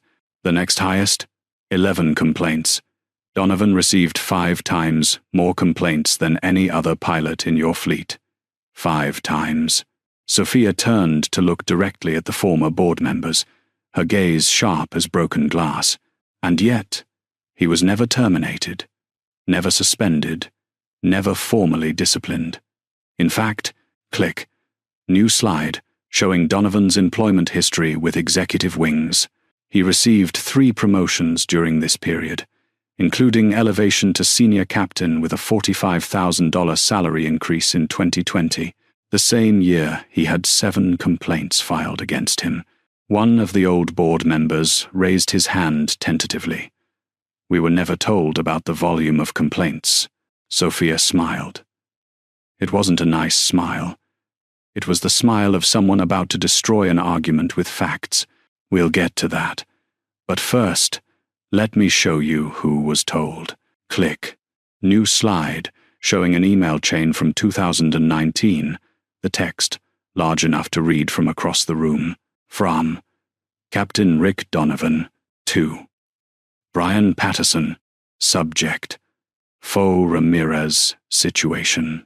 Sophia read it aloud, her voice flat and professional. Brian, that female first officer I told you about, filed a formal complaint. Says I grounded her unfairly just because she corrected my fuel calculation, apparently pointing out that I would have run us out of gas 300 miles short gives her the right to undermine my authority. Can you make this go away? I don't need another investigation on my record. She scrolled down to Brian's response. Already handled. HR is downgrading it to a counseling session. I told them Ramirez has attitude issues that need addressing before she can work with senior captains. You're fine. Just lay low for 2 weeks and let this blow over. The room was absolutely silent except for the hum of the HVAC system. This pattern, Sophia continued, clicking to the next email, repeats 127 times over 10 years. Every single complaint, Brian Patterson intervened, sometimes with HR, sometimes directly with the complaining party, sometimes with the clients who'd witnessed the behavior. Click. Another email. This one to a Goldman Sachs executive. From Brian Patterson to Goldman Sachs Corporate Travel. Subject: Resolution to recent concerns. Dear Miss Rodriguez, I want to personally apologize for the incident your executive experienced on Flight 447. Captain Donovan has been counseled about his communication style. As a gesture of goodwill, Executive Wings would like to offer your firm 2 complimentary flights on our G650 to any destination. Sophia looked up from the screen. Translation: We're paying you $200,000 to not pursue this formally, to keep quiet, to let us bury this. Click. Next email. From Brian Patterson to Saudi Royal Family Travel Coordinator. Subject: Flight 892, Cultural Sensitivity. Your Excellency, please accept our deepest apologies for the misunderstanding during Princess Almira's flight. We take cultural considerations very seriously and will ensure better crew selection for your family's future travel. As a gesture of respect, we'd like to offer 3 complimentary transatlantic flights. Sophia pulled off her reading glasses and looked at the audience. The princess in question was Harvard-educated, held a private pilot's license with over 500 hours, and asked to observe from the cockpit jump seat, a routine request from qualified observers. Captain Donovan refused, citing cultural incompatibility. He later told Brian, and I quote, "I wasn't going to have some woman in traditional dress on my flight deck, no matter who her father is." One of Maya's attorneys leaned forward. "Do you have that quote documented?" "Oh, yes." Sophia clicked to the next slide with visible satisfaction. It showed a text message thread between Brian and Rick, recovered from company-issued phones. "Rick, thanks for handling the princess situation. I don't care if she went to Harvard. Cultural differences matter in aviation." Brian, just be more careful. Can't keep comping million-dollar clients forever. It's adding up. Rick, worth it to not deal with diversity BS. You know I appreciate you having my back. Brian, always. Old guard sticks together. The former board members looked physically ill. "Now," Sophia said, pulling up a massive spreadsheet, "let's talk about money." The screen filled with numbers in red, each line item representing a payment, a settlement, a cover-up, protection payments, 2014 to 2024, client compensations, $2,100,000, complaint settlements with NDAs, $1,800,000, legal fees, defending internal complaints, $900,000, goodwill comp flights, $300,000, total, $5,100,000, $5.1 million, Sophia said clearly, letting each word land, spent over 10 years, all authorized by Brian Patterson, all protecting a small group of pilots, with Donovan at the center receiving the majority of the protection. She clicked to a pie chart showing the breakdown by pilot. Donovan's slice was 68% of the circle, over 2/3, $3.4 million, spent protecting one pilot. Money that could have been profit distributed to shareholders. Money that could have been safety improvements. Money that could have been employee bonuses or benefits. Instead, it was spent burying evidence of systematic discrimination and creating a culture where employees knew complaints were worthless. One of the old board members spoke up, his voice shaky and defensive. "We authorized those client compensation payments, but we were told they were for routine service recovery, operational issues, not covering up discrimination." Sophia raised an eyebrow, her expression somewhere between skeptical and contemptuous. Were you not curious why the same clients kept requiring service recovery? Why the same pilot's flights kept generating complaints that required six-figure payouts? Silence. Let me show you one more thing, Sophia said, her voice dropping slightly. The smoking gun that will likely result in federal charges. She clicked to an audio file. A waveform appeared on screen. This audio was recorded 2 months ago at Kelly's Tavern in White Plains. A patron was recording because Captain Donovan was being loud, potentially intoxicated, and they planned to report him if he tried to drive. Instead, they captured this conversation between Donovan and Patterson. She pressed play. The audio quality was surprisingly clear, despite bar noise in the background. Rick Donovan, I'm telling you, Dave. These diversity hires are killing the industry. Had some woman last month claiming she had 9,000 hours. I took one look at her and knew she was lying. Brian Patterson, what you do? Rick grilled her on technical questions until she made a mistake. Then I told the client she wasn't qualified for the trip. They got a different crew. Brian, sighing Jesus. Rick, you gotta be more careful. Rick. What? I'm protecting our clients. They pay premium prices for excellence, not affirmative action experiments. Brian, you gotta be more careful, man. Everything's recorded now. The younger generation is all woke, always looking for something to be offended about. One video, and you're done. Yeah, well, fuck 'em. I've been flying for 30 years. I know what a real pilot looks like. And it's not, Brian. Just, maybe don't put it in writing anymore, okay? Legal is getting nervous about paper trails. Rick, fair enough. To the old guard sticking together, sound of glasses clinking. Brian, to the old guard. Sophia stopped the audio. The room was completely silent, except for someone's phone buzzing repeatedly.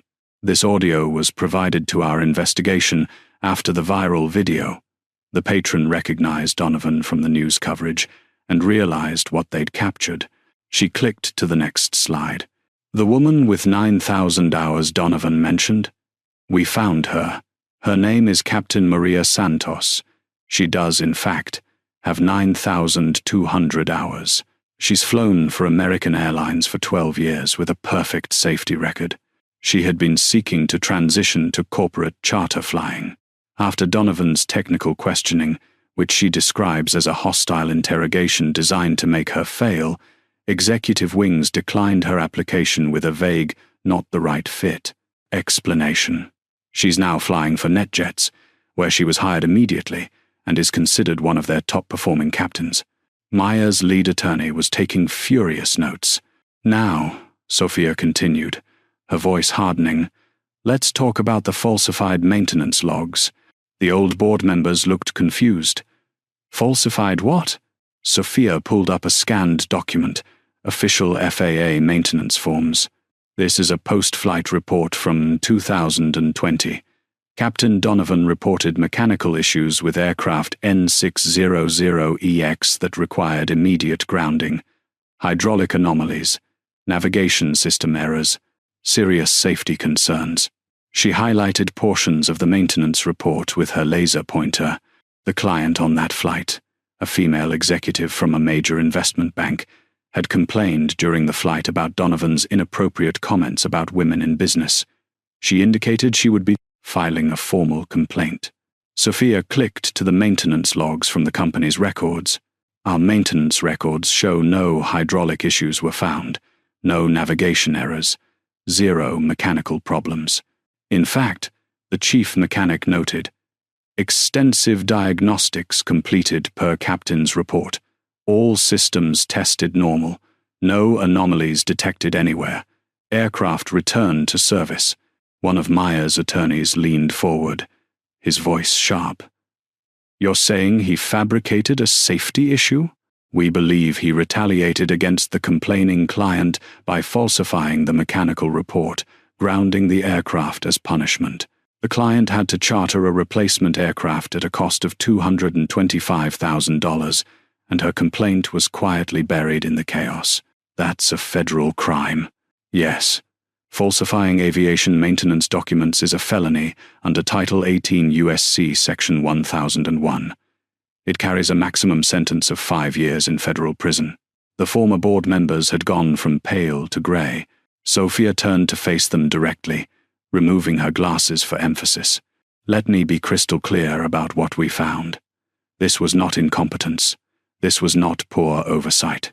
This was a systematic, intentional, 17-year protection racket run by Brian Patterson to shield pilots who generated complaints, predominantly Rick Donovan, because they were personal friends. She pulled up a photo on the screen. Brian and Rick in flight suits, arms around each other, grinning at the camera like fraternity brothers. They were roommates at flight safety training in 1998, best friends for 26 years. Rick was best man at Brian's wedding, godfather to one of his children. This wasn't business. It was personal. And it cost your company $5.1 million, dozens of major clients, and ultimately your independence as a company. She clicked off the presentation. My full report, including all supporting documentation, email chains, recorded conversations, and financial records, has been provided to Dr. Thompson's legal team, to the FAA, to the Department of Transportation, and to the FBI for potential criminal prosecution. FBI? One of the old board members squeaked, his voice breaking. The falsified maintenance logs constitute federal crimes, potentially multiple counts.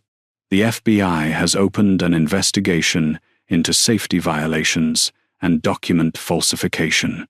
Sophia gathered her materials with the calm efficiency of someone whose work was done. One final thing. Several of you have claimed you had no idea this was happening, that you were never informed about the volume or severity of complaints. She pulled out one more document, an email attachment from archived board meeting materials. This is from the 2022 Q3 board meeting packet, page 47. A routine HR report that was distributed to all board members 3 days before the meeting. She highlighted a section in yellow. Ongoing management of crew performance concerns. Director Patterson continues to handle internal matters efficiently and appropriately. 17 items resolved this quarter through counseling and professional development rather than formal disciplinary action. Sophia looked at each former board member in turn. 17 items meant 17 complaints. Resolved through counseling meant buried without discipline. You were told. You just didn't ask questions. You didn't demand details. You accepted vague language and moved on to the next agenda item. She closed her laptop with a decisive click. You enabled this through willful ignorance. Maybe not actively. Maybe not intentionally. But you sat in meetings where these reports were presented and never once asked, why are we resolving 17 complaints through counseling? Why aren't any of these resulting in terminations? What specifically are these complaints about? My work here is done. The evidence speaks for itself. As Sophia walked out, Maya stood up slowly. The former board members looked at her with a mixture of fear and desperate hope, like condemned prisoners looking at a judge who might show mercy. Maya's expression showed no mercy. You're all terminated, effective immediately. Severance packages will be provided according to your contracts, nothing more. But your time here is done. Dr. Thompson, one started to protest. You failed in your fiduciary duty to this company and to every person who filed a complaint that was buried. You failed to ask basic questions about obvious patterns. You prioritized comfort over accountability. Maya's voice was ice cold. So yes, you're done here. All of you. The old board members filed out in silence, their footsteps echoing in the hallway. Maya turned to her legal team. Package everything. File with the FAA, the DOT, and the FBI. Make sure every relevant news outlet has access to the public portions. I want this audit to become the textbook example of what happens when systematic discrimination is finally exposed. Her lead attorney smiled grimly. Already done. Press release goes out tomorrow morning with full documentation. Good, because Maya Thompson hadn't just bought a company to fix it. She'd bought it to make an example of it, to show every other aviation company, every corporate board, every director who'd ever buried a complaint to protect a friend, exactly what happened when systematic discrimination was dragged into the light by someone with the resources to force accountability. The reckoning was far from over. The consequences were just beginning. The hearing room at the FAA's Mike Monroney Aeronautical Center in Oklahoma City was designed to be impersonal and intimidating. Gray walls, fluorescent lights that hummed, a long table for the administrators, a small table for the respondent and their counsel, rows of chairs for observers, though these hearings rarely had observers. Today was different. Every chair was full. The overflow crowd stood along the back wall, pressed against each other. The FAA had to move the hearing to their largest conference room, and still people were being turned away. Because this wasn't a routine certificate action, this was the Rick Donovan hearing, the man whose face had become synonymous with aviation discrimination, the pilot from the viral video with 2 million views and counting, the case that every pilot, every airline, every aviation authority in the country was watching. The man himself sat at the respondent's table looking like he'd aged 20 years in 3 weeks. Rick Donovan, 56 years old, wearing an ill-fitting suit he'd probably bought at Men's Warehouse because his expensive tailored suits had been sold off to pay mounting legal bills. His silver hair was more grey now, unwashed, receding further than it had been a month ago. Deep circles under bloodshot eyes. Next to him sat his attorney, a public defender from the FAA's list of approved counsel because Rick couldn't afford a real aviation attorney anymore. Those lawyers cost $500 an hour minimum, and most had declined to take his case anyway. Nobody wanted their name associated with the pilot from that video. Across the room, at the administrator's table, sat 3 FAA officials. Administrator Patricia Moore, lead hearing officer, 52 years old, black woman, 27 years with the FAA. Her reputation was legendary in aviation circles. Fair, but absolutely incorruptible. If you deserved your certificate revoked, Patricia Moore would revoke it without hesitation. Technical examiner, James Harrison, 61. White man, former airline captain with 25,000 flight hours, now evaluated fitness to hold certificates. Legal counsel David Kim, 38, Asian man, the FAA attorney who would present the government's case. Behind them, on a large screen, a paused image from the viral video. Rick's face frozen mid-sneer, his finger pointing at Maya, his expression dripping with contempt. The caption beneath, "You don't fit the profile. 2 million views. Patricia Moore called the hearing to order at 9:02 a.m., her voice crisp and authoritative. "Good morning. This is Administrative Hearing FA, a 202-49847. In the matter of the certificate of Captain Richard James Donovan, ATP certificate number," she read off a long string of numbers. "Captain Donovan, you are here today facing revocation of your airline transport pilot certificate based on multiple violations of federal aviation regulations and demonstrated unfitness to hold an ATP certificate. Do you understand the nature of these proceedings?" Rick's voice was barely audible, a shadow of the commanding tone he'd used on that tarmac. "Yes. Please speak up for the record." "Yes. I understand. You are entitled to legal representation. I see you have counsel present. Mr. Walsh, you're representing Captain Donovan?" The public defender stood, looking young and overmatched. "Yes, Administrator Moore." "Very well. Mr. Kim, please present the FAA's case for certificate action." David Kim stood, pulling up files on his tablet. His presentation appeared on the screen behind the administrators. "Administrator Moore, Technical Examiner Harrison, thank you. The FAA is seeking permanent revocation of Captain Donovan's ATP certificate based on the following grounds." Click. The screen filled with bullet points. Grounds for revocation. Pattern of unprofessional conduct, inconsistent with airman certificate privileges, discrimination in provision of air transportation services, falsification of safety documents, 14 CFR 61-59, conduct demonstrating lack of qualification, character unbecoming of certificate holder. Let's begin with the pattern of unprofessional conduct, David said, his voice calm and methodical. Click. A spreadsheet appeared, showing years of complaints. Captain Donovan has been the subject of 52 formal complaints over 17 years. These complaints include another click. A categorized list scrolled by. Discrimination based on race. 23 complaints. Discrimination based on sex, gender. 18 complaints. Intimidation of crew members. 11 complaints. Inappropriate comments to passengers. 9 complaints. Insubordination to air traffic control. 4 complaints. Safety culture violations. 3 complaints. David pulled up specific examples, each one documented, time-stamped, witnessed.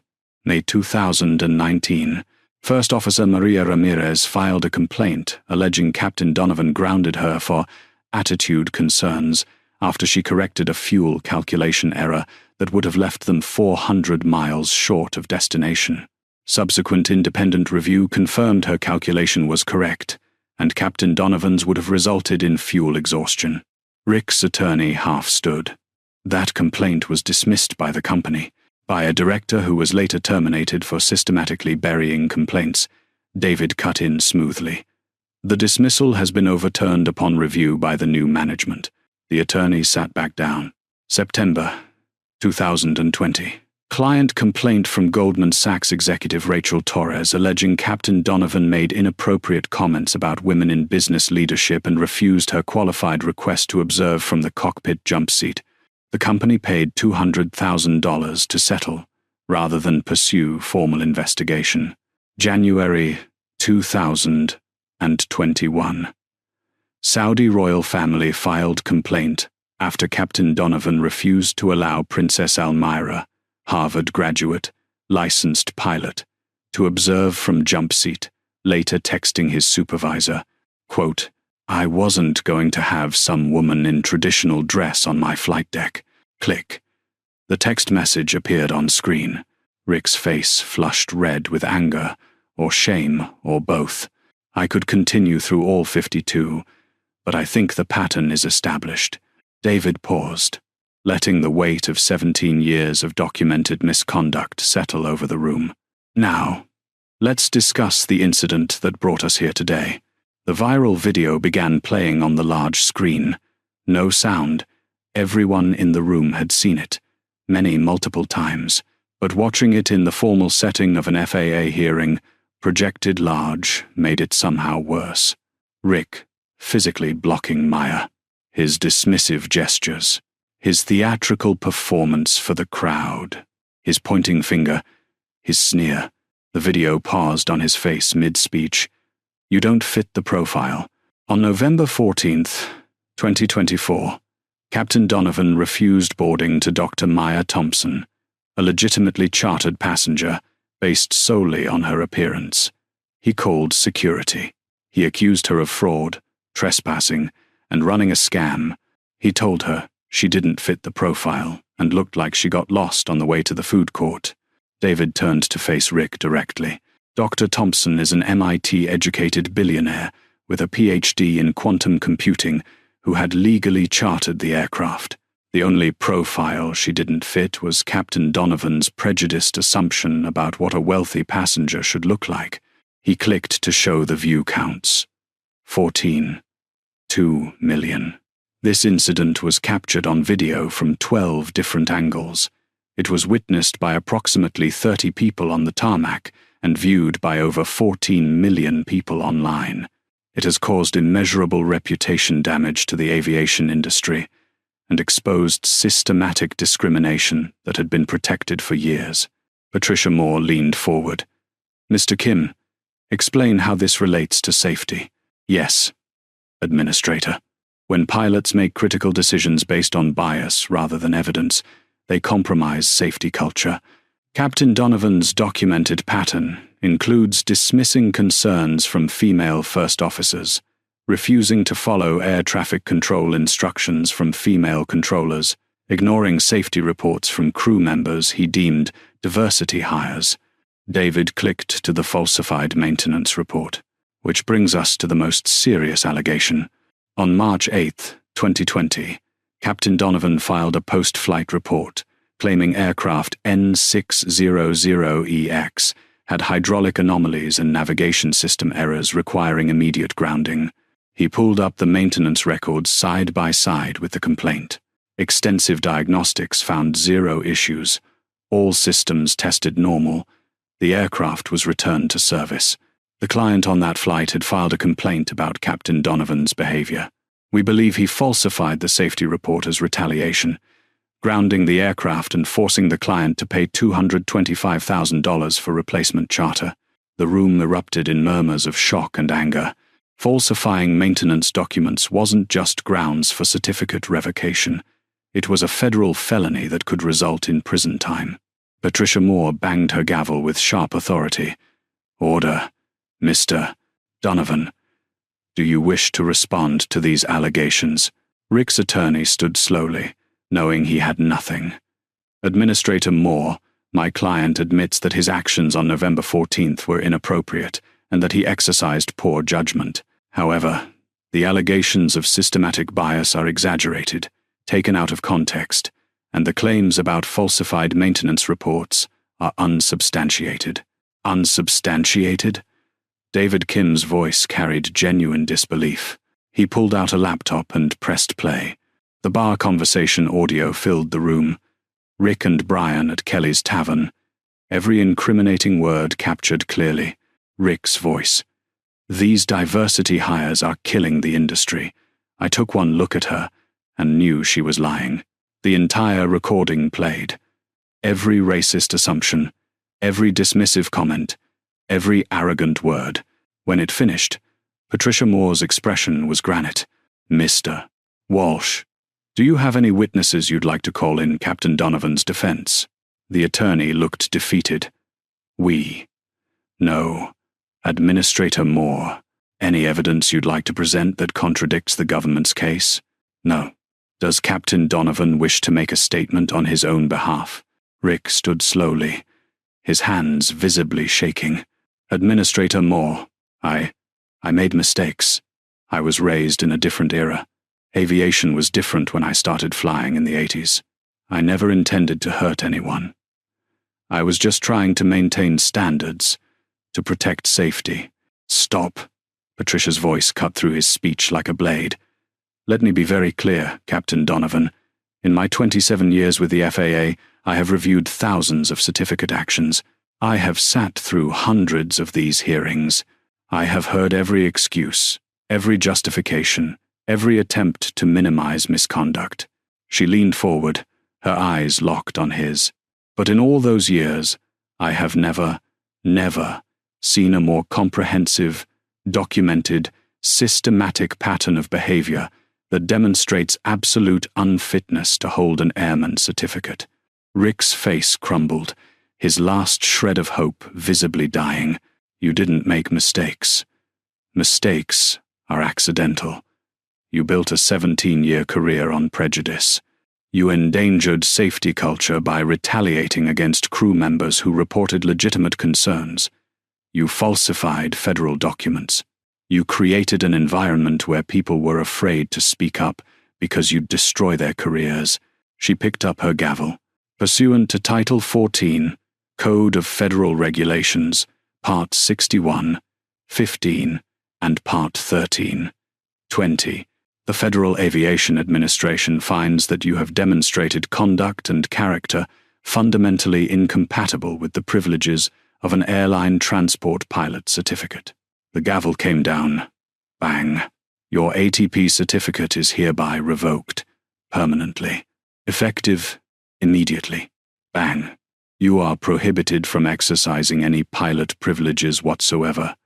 You may not operate any aircraft, from a Gulfstream to a Cessna, You may not provide flight instruction. You may not apply for any FAA certificate or rating of any kind. Bang.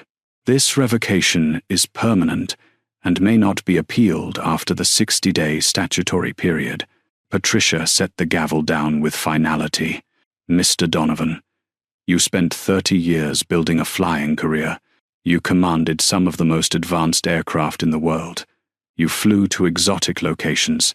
You held the lives of passengers in your hands, and they trusted you. And you threw it all away because you couldn't see past the color of someone's skin and the casual nature of their clothing. Because you valued your prejudices more than your professionalism. She gathered her papers. Furthermore, this complete file is being referred to the FBI for potential criminal prosecution under Title 18 U.S.C. Section 1001 regarding the falsified maintenance documents. You should expect to be contacted by federal investigators. Rick's attorney closed his eyes in defeat. This hearing is concluded. You are dismissed. Rick Donovan walked out of that room with nothing. No certificate, no career, no identity. He'd been a pilot since he was 23 years old. 33 years of his life defined by the right to command an aircraft, to be called captain, to have authority and respect. Gone, all of it. He couldn't fly the $72 million G700S he'd commanded. He couldn't fly regional jets for commuter airlines. He couldn't fly cargo planes in the middle of the night. He couldn't teach student pilots in Cessna 172 seconds at local flight schools. He couldn't even fly his friend's Piper Cub on a sunny Sunday afternoon for fun. He was grounded, forever, permanently barred from the only profession he'd ever known, the only identity he'd ever claimed. The man who'd told Maya Thompson she didn't fit the profile now didn't fit the profile of a pilot. And the internet, which never forgets and never forgives, made sure everyone knew exactly what happens when prejudice meets accountability and cameras. The email arrived at 9:52 a.m. on a Tuesday. Brian had been expecting it. You can't hide from a forensic audit that detailed, but seeing it in his inbox still made his hands shake. From Meridian Sky Board of Directors to Brian Patterson. Subject: immediate termination. For cause. The email was clinical, precise, devastating.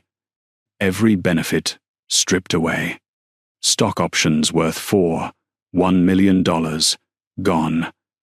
Severance worth $3 million, forfeited. Deferred compensation built over 15 years, eliminated. His badge was already deactivated. Security would escort him from the building if he tried to enter. Within 6 weeks, the financial collapse was complete. The Westchester house, with the pool, the home theater, the wine cellar, sold for $6 million. After paying off mortgages and home equity loans, he netted $400,000. His lawyer took $120,000. His wife's divorce attorney took another $90,000. She got the lake house and half his remaining $401,000. Brian ended up with $180,000, a used Honda Accord, and a one-bedroom apartment in White Plains that cost $2,200 per month. 3 months later, he was working night shifts as a logistics dispatcher for a trucking company in Albany, 11 p.m. to 7 a.m., windowless office, tracking 18-wheelers through interstate corridors, dealing with driver complaints about traffic and loading delays. $61,000 per year. He'd been making $425,000. At 3:47 a.m. one night, the dead hour when overnight shifts really drag, he pulled up the video on his phone. 2 million views. The top comment: "This man threw away his entire career to protect a racist. That's not loyalty. That's stupidity." Brian closed the video and stared at the dispatch screen. Truck routes glowing like veins across a map of America. 26 years of friendship with Rick Donovan. This was what it cost. Everything. Lindsay Maratwitinez's corporate purgatory. Lindsay's Instagram was deleted by the platform itself. Not by her, by Instagram for repeated violations of community guidelines regarding harassment and discrimination. Her 115,000 followers, her carefully curated content, her entire digital identity, erased. But the internet never forgets. Someone had downloaded her entire live stream. It existed in thousands of copies, archived forever, used in corporate training videos at 247 companies. Signature Aviation didn't fire her immediately. That would have been mercy. They put her in administrative review for 9 weeks, made her come to work every day and sit in a windowless office with no computer access, no phone line, no assignments. 8 hours a day of nothing. Corporate purgatory. The mandatory bias training was worse. 180 hours over 6 weeks. 53 other aviation employees, all flagged as high risk. The primary case study, presented on day 1. Employee L, a receptionist at a private aviation facility, used social media to publicly question a client's legitimacy based on appearance. They showed her Instagram Live, played the audio of her dismissive comments. They didn't use her name, but everyone knew. For 180 hours, Lindsay had to watch herself be dissected as the perfect example of what not to do. 6 months after the incident, Signature quietly terminated her. No drama. Just, your position has been eliminated. She tried every FBO within 100 miles. Her name was poison. She ended up doing remote medical billing from her apartment. $42,000 per year. No co-workers. No advancement. No Instagram to document her life. Just her. A laptop. And insurance codes. 29 years old, and her career was over. All because of 8 minutes of Instagram Live. December came to Westchester County with crisp, clear air and morning frost that glittered like diamonds on the tarmac. The kind of winter day where the sky is impossibly blue and everything feels sharp and clean and full of possibility. Dr. Maya Thompson's black Mercedes pulled into the Meridian Sky headquarters parking lot at exactly 8 o'clock am. Not a minute earlier, not a minute later. Precision mattered. She stepped out wearing a charcoal Armani suit, perfectly tailored, Louboutin heels that clicked with authority on the pavement. Her Patek Philippe prominently displayed on her wrist, no sleeve hiding it now. Hair pulled back in a severe bun that emphasized the strong lines of her face. She looked like exactly what she was. Someone who owned this entire company and everyone in it. The signage had been changed overnight. The old Executive Wings logo with its aggressive eagle was gone, removed like a tumor. In its place, the elegant silver M of Meridian Sky gleamed on the building's facade, catching the morning sun. The same logo now marked the tails of every aircraft on the ramp. 3 Gulfstream G700s sat visible through the fence. N700TM, N701TM, N702TM. Her fleet, Maya walked through the front entrance. The lobby had been completely renovated in 2 weeks. Money talks. And when you're worth $8 billion, renovations happen fast. Gone were the cream leather chairs that whispered old money exclusivity. In their place, modern, comfortable seating in clean lines. The abstract art had been replaced with photographs of aircraft in flight. Beautiful, aspirational, but accessible. And on the wall behind the new reception desk, etched in brushed steel letters 3 feet high, excellence, without exception, safety, without compromise, respect without exclusion. The new receptionist, Carlos, a sharp young Latino man in his mid-20s, stood immediately. "Good morning, Dr. Thompson." "Good morning, Carlos." "Everyone assembled in the hangar?" "Yes, ma'am." "All 284 employees present and accounted for. Thank you."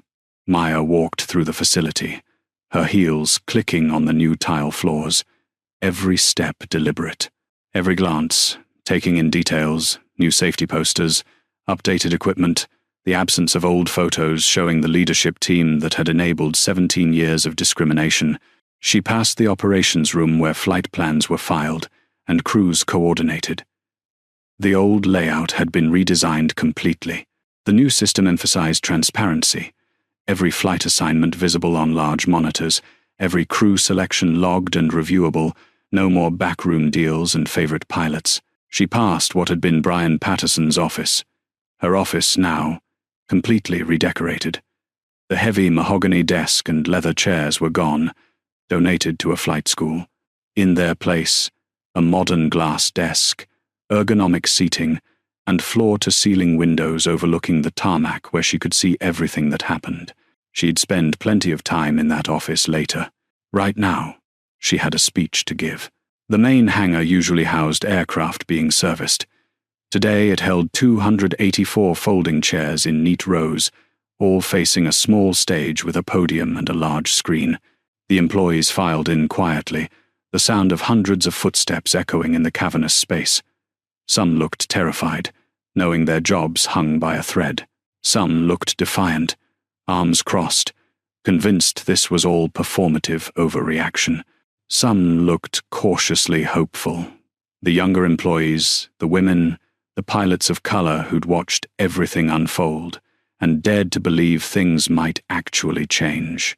They'd all seen the termination letters. 17 people gone in the first week, another 36 who'd chosen not to sign the new employment agreements and left voluntarily rather than face the new standards. 53 positions eliminated in 2 weeks. Everyone remaining knew they were being watched, evaluated, judged. Maya walked onto the stage at exactly 2:07 p.m. She didn't smile, didn't offer reassuring platitudes or warm welcomes, just picked up the wireless microphone and looked out at the faces staring back at her, some angry, some scared, some hopeful, all uncertain. "Good afternoon." Her voice filled the hangar through speakers mounted in the ceiling, clear, authoritative. "Most of you know who I am by now." Nervous shifting in the seats. A few coughs. Someone's phone buzzed and was quickly silenced. "Some of you were here on November 14th when I was humiliated on your tarmac. Some of you watched it happen and did nothing. Some of you recorded it. Some of you texted warnings to Captain Donovan about the suspicious black woman trying to board." The silence was so complete you could hear the ventilation system humming. "I am now your employer. We are going to have a very honest conversation about what happened, why it happened, and what changes starting today." She clicked the remote in her hand. The screen behind her lit up, the video played. Rick blocking her path. His sneer, his theatrical gestures, his voice dripping with contempt. "You don't fit the profile." The room collectively flinched. Several people looked down at their hands. One woman in the back row had tears in her eyes, shame or empathy or both. "This video has been viewed 2 million times, Maya said as it finished. "It is the most watched private aviation content in internet history. When people think about executive wings, about this company, this is what they see. This is your legacy. This is what you allowed to happen through action or inaction." She let that reality sink in like acid through metal. But this is not what Meridian Sky will be known for. Click. New slide. Transparent complaint system. Independent third-party review board. Quarterly public reporting. Anonymized. Zero tolerance for retaliation. Average investigation time. 14 days maximum. Every complaint filed against any employee will be investigated by a panel that includes community members, not just company employees, Maya explained, her voice firm and clear. "You will be judged by people who don't have a vested interest in protecting this company's image or your friend's career. Your buddy from flight school won't be able to bury your complaint anymore." Click. Next slide. Blind crew assignment. Clients, select by qualifications. Not names. No demographic information provided. Performance-based scheduling only. Merit determines advancement. Clients will no longer select crews by name, Maya continued. No more requesting Captain Smith Because he's been flying Mrs. Johnson's family for 10 years, and she's comfortable with him. No more avoiding Captain Rodriguez because she's female, or young, or doesn't match their assumptions. Crews will be assigned based on qualifications, availability, safety records, and client feedback scores. That's it. Your job is to be excellent at your job, not to look a certain way or have the right connections. Click merit-based compensation. Pay tied to safety record, flight hours, client satisfaction, professional conduct. Seniority provides experience weight, not protection. Quarterly performance reviews. Transparent advancement criteria. Pay and advancement will be tied to performance metrics, Maya said, her eyes scanning the room, making eye contact with people in different sections. Flight hours, safety record, client satisfaction scores, professional conduct, not seniority, not friendship with management, not how long you've been playing golf with the operations director. If you're good at your job, professional with clients, safe in operations, you'll be rewarded appropriately. If you're not, you won't last. It's that simple. Click zero tolerance. One credible complaint equals immediate investigation. Independent findings determine outcomes. Confirmed violations equals immediate termination. No warnings, no probation, no second chances. One credible discrimination complaint equals immediate investigation by the independent board, Maya said, her voice hardening. If the investigation confirms the complaint, termination is immediate. No warnings, no probation periods, no counseling sessions, no second chances. She set down the remote and gripped the microphone with both hands, her knuckles tight. Some of you are wondering if you'll survive this transition.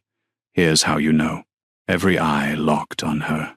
The room was so quiet you could hear individual people breathing. Ask yourself this question.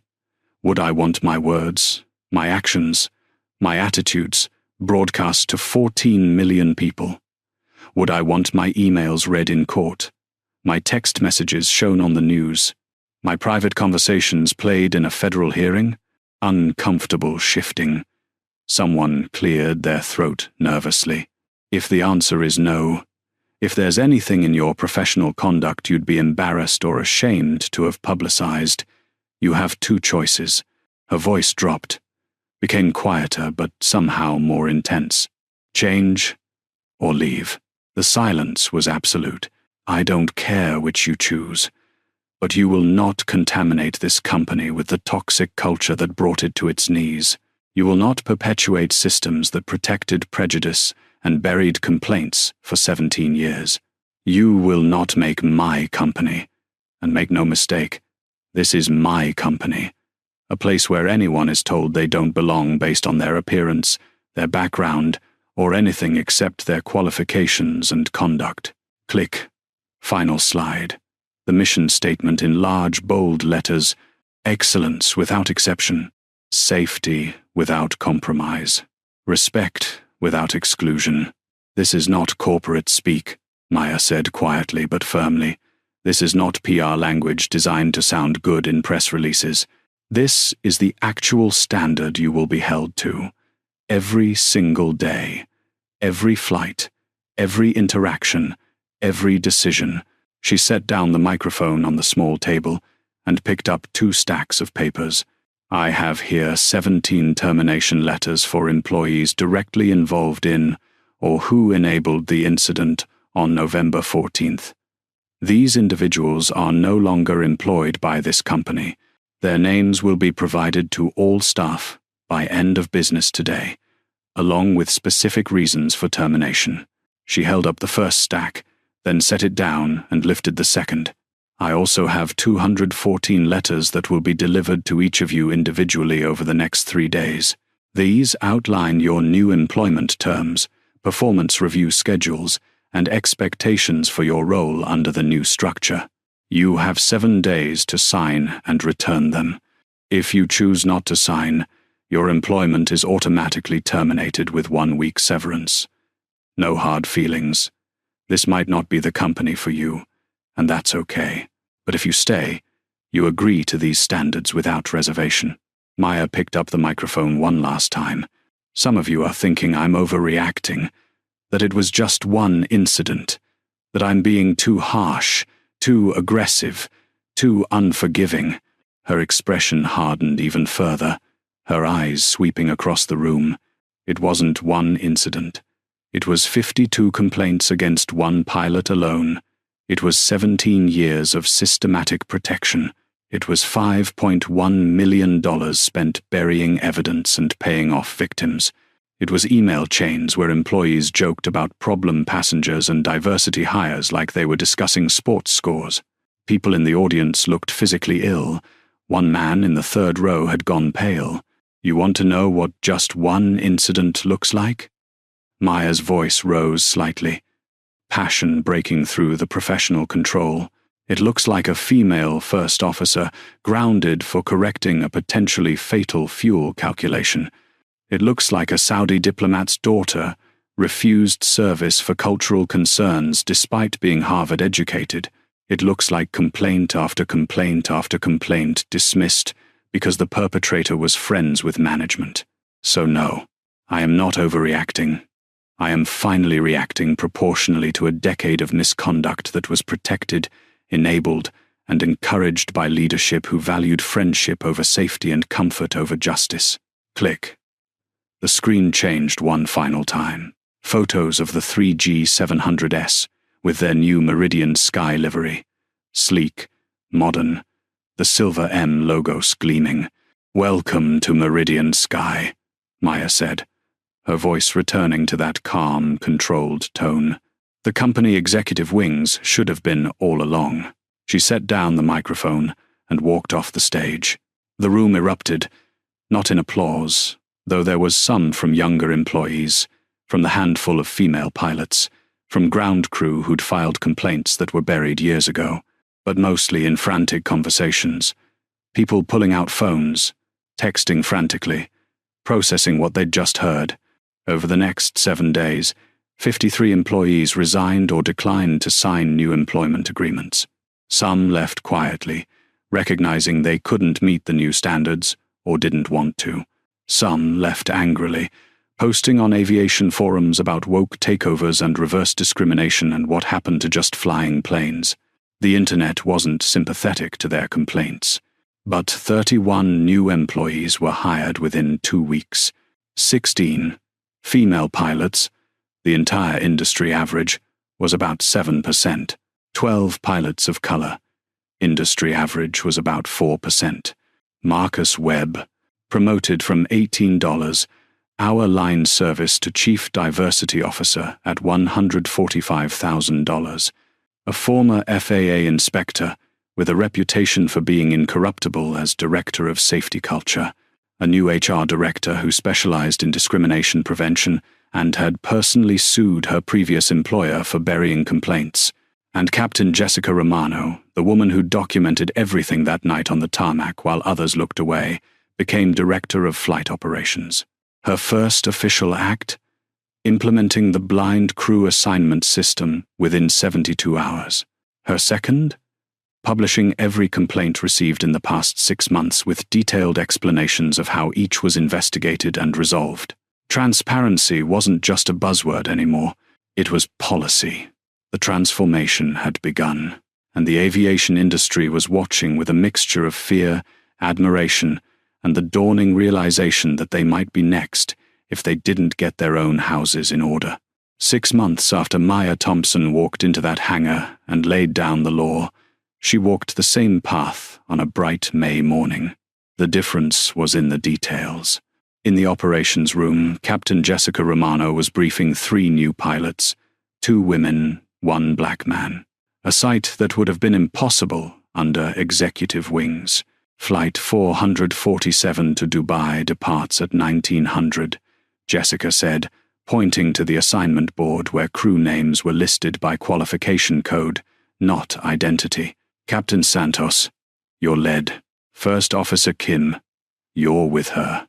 No one questioned why a Latina woman was commanding a $72 million jet to the Middle East. No one made comments about diversity hires or affirmative action. No one suggested she wasn't qualified. They just did their jobs. Because the system no longer rewarded doubt, it rewarded performance. Down the hall, Marcus Webb walked past with a group of visitors, 15 high school students from the Bronx on a career day tour, their eyes wide as they took in the gleaming facility. "This is where we coordinate all our flights," Marcus explained, his voice confident in a way it hadn't been 6 months ago when he was fueling jets for $18 an hour. "Every aircraft you see out there on the ramp, we manage from this room. Anyone here interested in aviation?" 3 hands shot up immediately, all 3 from kids who didn't look like the pilots in the old executive wing's promotional materials. "Good," Marcus said, smiling, "because we're hiring, and we don't care what you look like. We care if you're good. We care if you're safe. We care if you're professional. That's it." One of the students, a young Latina girl, raised her hand. "Mr. Webb, I want to work in aviation, but I don't know anyone in the industry. I don't have connections." Marcus pulled out his phone, showed her a photo, him in his old line service uniform, grease-stained polo, exhausted after a 12-hour shift. "This was me 8 months ago," he said. "Fueling jets, emptying trash, $18 an hour. You know why I'm here now?" The girl shook her head.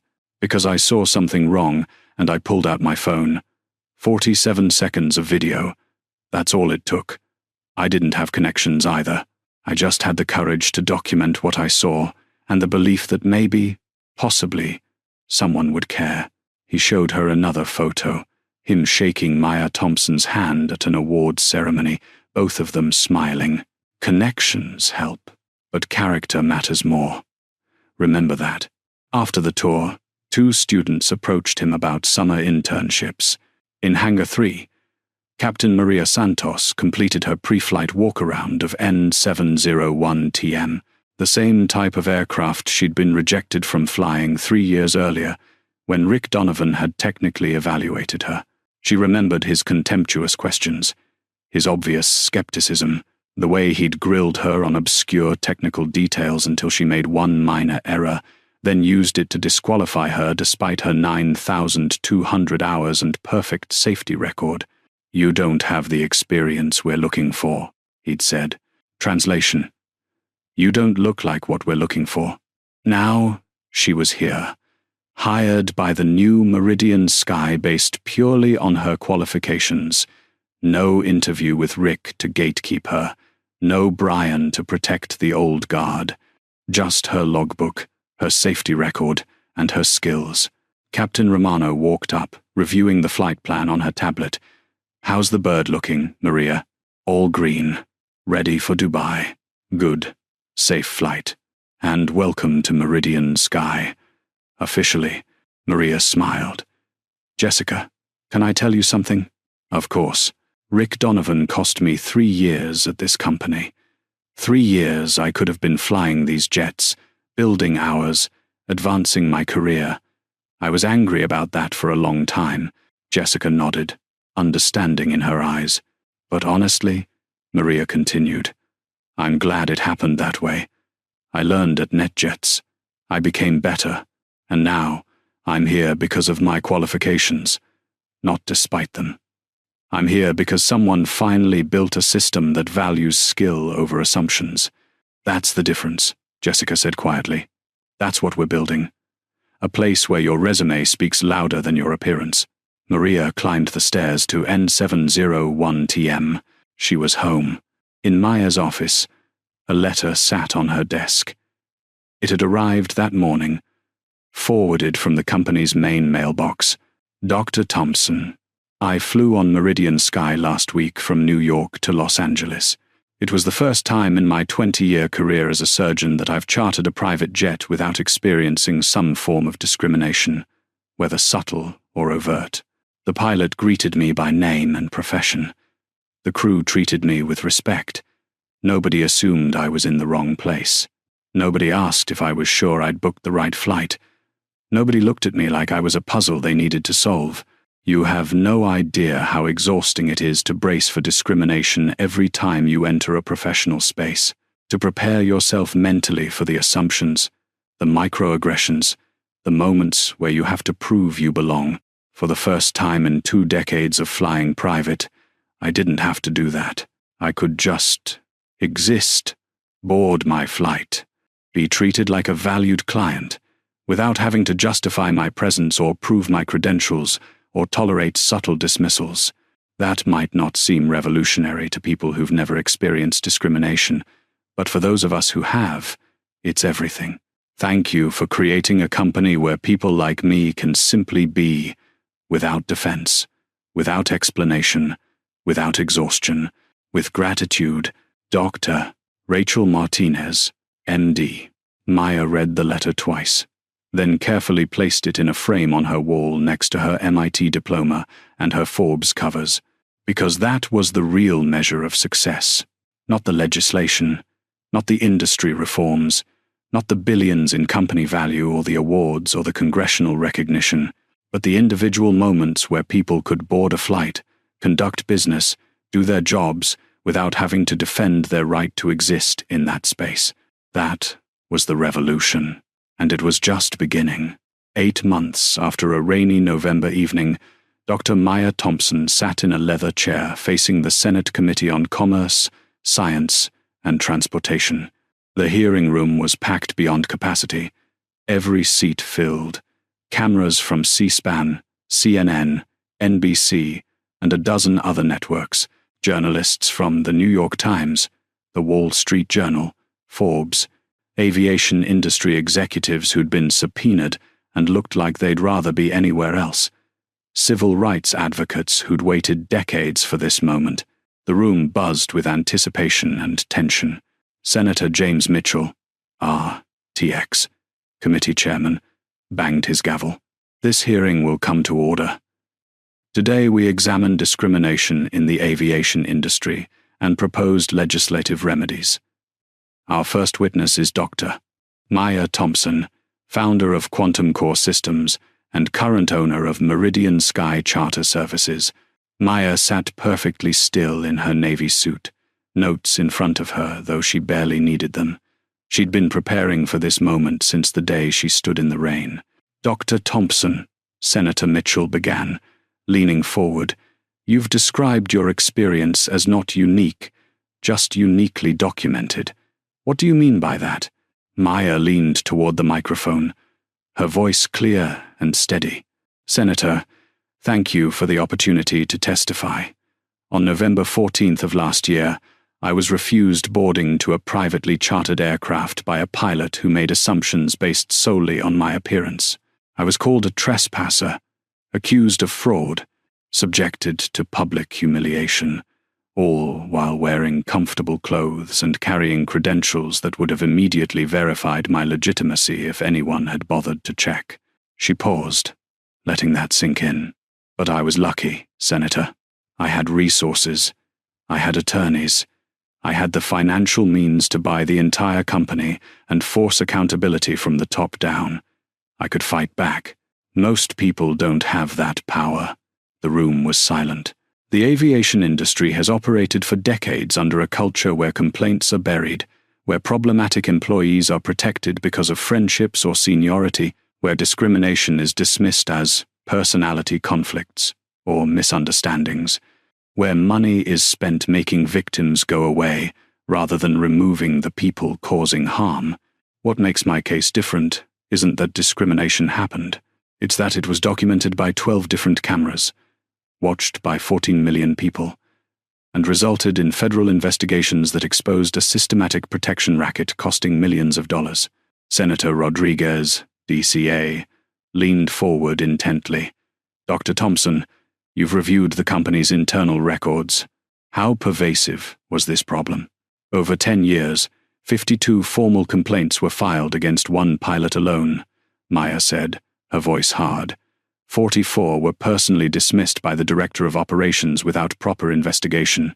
The company spent $5.1 million compensating clients and settling claims rather than disciplining or terminating problematic employees. Audible gasps rippled through the gallery. That's not an isolated incident, Senator. That's a systematic failure of accountability that endangered lives. Republican Senator Williams, RFL, interjected, his tone skeptical. Dr. Thompson, some would argue that your experience, while unfortunate, doesn't justify federal legislation. Shouldn't this be handled by individual companies? Market forces? Why do we need government intervention? Maya's expression hardened slightly as she turned to face him directly. Senator, with respect, individual companies had 52 opportunities to handle Captain Donovan. They chose protection over accountability every single time for 17 years. It took a viral video, federal investigations, public outrage, and a complete change of ownership to achieve what should have happened after the first credible complaint. The market didn't fix it. Internal processes didn't fix it. Only external pressure, legal, financial, and reputational, forced change. And even then, only because I had the resources to force it. So yes, Senator, federal legislation is absolutely justified. Because left to their own devices, companies will continue to protect the path of least resistance over the path of justice. Light applause broke out in the gallery. Senator Mitchell used his gavel. Dr. Thompson. Senator Mitchell continued. What specific legislative remedies would you propose? Maya pulled out a document, her voice becoming more businesslike. The Aviation Equality and Accountability Act should include several key provisions. First, make bias training mandatory, not optional, not recommended, mandatory. Every pilot, every year, or you don't fly. Period. Second, independent complaint review boards. No more letting companies investigate themselves. Community members must be involved in reviewing complaints. Third, make the numbers public. How many complaints did your company get? How many did you investigate? What were the outcomes? Put it online where everyone can see it. Transparency forces accountability. She looked directly at Senator Williams. And fourth, if you bury complaints the way executive wings did, $5 million fine per instance. Make protection more expensive than accountability. Make doing the right thing the cheaper option. Senator Williams leaned back, frowning. That's government overreach. Senator, Maya cut in, her voice sharp. The market had 17 years and 52 complaints to fix Rick Donovan. It chose protection every time. At what point do we admit that without external accountability, systems that benefit from discrimination won't reform themselves? You're asking government to mandate what companies should do voluntarily. I'm asking government to create consequences for systematic discrimination that companies currently avoid through settlements, NDAs, and buried complaints. Maya fired back. If companies would do this voluntarily, we wouldn't need legislation. But they don't. So we do. The gallery erupted in applause. Senator Mitchell had to bang his gavel repeatedly. The hearing continued for 3 hours. Other witnesses testified. Captain Jessica Romano, former FAA investigators, civil rights attorneys, union representatives, but it was Maya's testimony that made headlines. Thompson to Senate. The market didn't fix it. Legislation must. Aviation discrimination hearing. Billionaire CEO proposes sweeping reforms. Senate hears blueprint for aviation accountability. 18 months later, the Aviation Equality and Accountability Act passed with surprising bipartisan support. 84-16 in the Senate, 347-88 in the House. The President signed it into law at a ceremony that included Maya, Jessica Romano, Marcus Webb, and representatives from civil rights organizations. The law's provisions were comprehensive and enforceable. Mandatory training, All aviation personnel complete 8 hours of bias prevention training annually. Independent review. Companies with 50+ employees must establish independent complaint review boards. Transparency. Quarterly public reporting of complaint data. Federal penalties. Up to $10 million in fines for systematic complaint dismissal. Whistleblower protection. Federal protections with penalties for retaliation. FAA oversight. Annual safety culture assessments, including discrimination review. Within 6 months, over 800 aviation companies established independent review boards.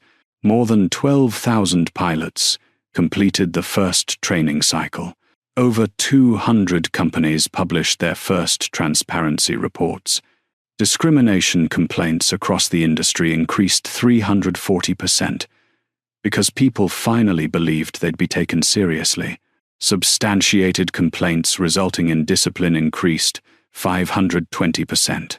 The law worked because it created accountability where none had existed. The European Union passed similar legislation within a year. Canada implemented comparable standards. The International Civil Aviation Organization developed global best practices based on the Meridian model.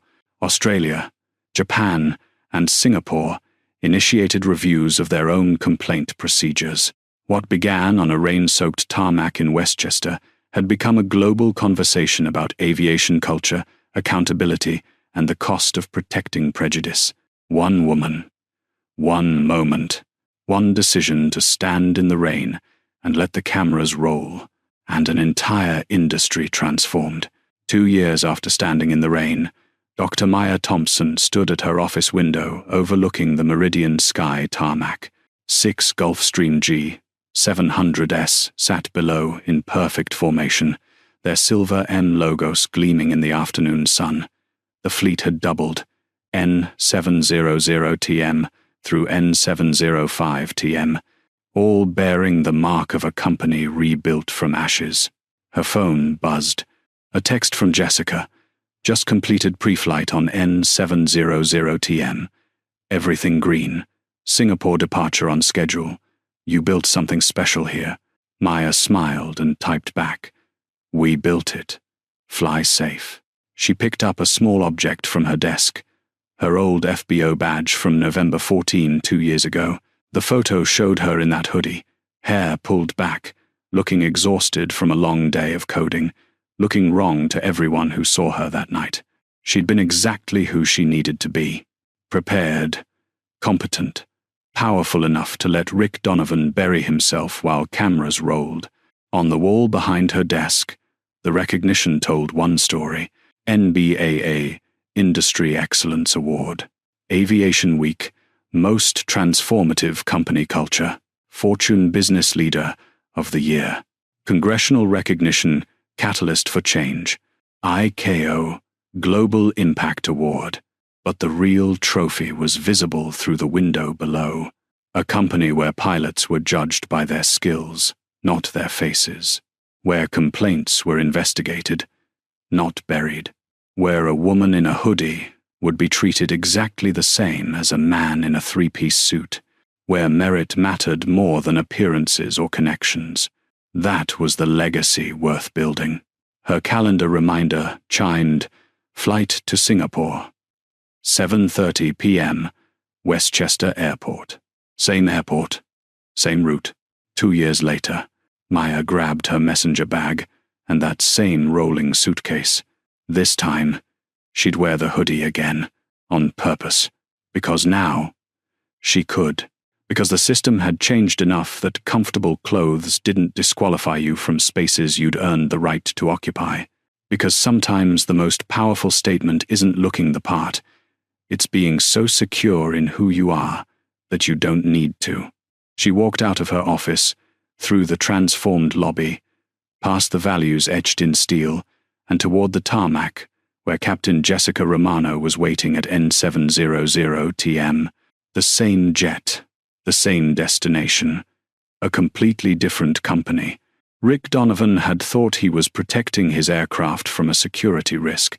He was actually creating the catalyst for the biggest culture shift in private aviation in 30 years. And Maya Thompson, The woman he'd told didn't belong now owned the whole damn industry conversation about who gets to decide who belongs. Rick Donovan. Federal trial concluded January 2026. Guilty of falsifying federal aviation documents. 28 months in minimum security federal prison. Released August 2027. Permanently barred from aviation industry. Daughter legally changed her last name. Current employment, warehouse operations, third shift, Toledo, Ohio, 18. $50 hour. The video follows him everywhere. 14.2 million views. He'll spend the rest of his life known as the racist pilot from that video. Brian Patterson. Civil lawsuit resulted in $2.8 judgment. Lost house, retirement savings, marriage. Career blacklisted.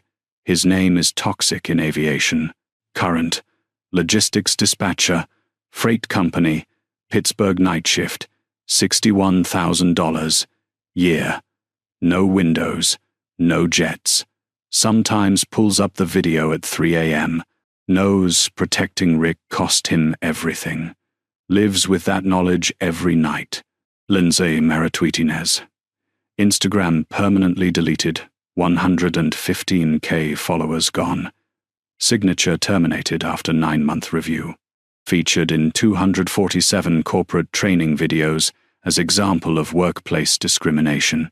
Unemployable in customer-facing roles. Current. Remote medical billing.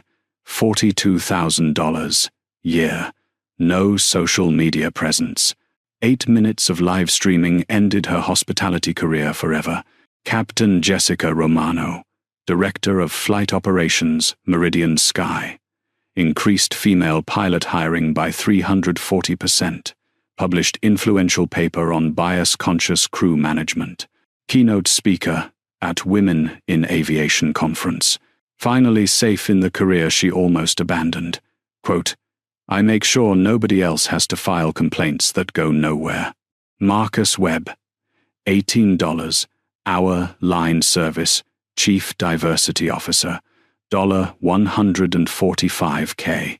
His 47-second video became Exhibit C in federal case. Trains over 1,400 aviation professionals annually. Featured in documentary Ordinary Courage, Extraordinary Change, keeps his old FBO badge on his desk as a reminder of where he started. Captain Maria Santos. Flying for Meridian Sky after being rejected 3 years earlier when Rick conducted her interview. Now one of their top-rated captains. Quote, I'm here because of my qualifications, not despite them. That's everything. Dr.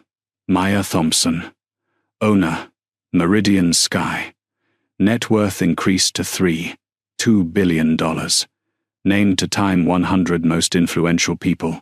Still wears hoodies to the airport. Still flies commercial, sometimes just to prove a point. Built an empire from a moment of humiliation. Turned prejudice into power, and power into systemic change. People ask if Maya is angry about what happened that night. She's not. She's grateful. Because Rick Donovan's prejudice gave her the weapon she needed to dismantle a system that had protected him for 17 years. His arrogance became her leverage. His humiliation of her became her platform. He thought he was guarding a jet. He was actually signing the death warrant for a culture of discrimination that had operated unchecked for decades. This story isn't unique. Variations happen every day. Black doctors assumed to be janitors. Female executives mistaken for assistants.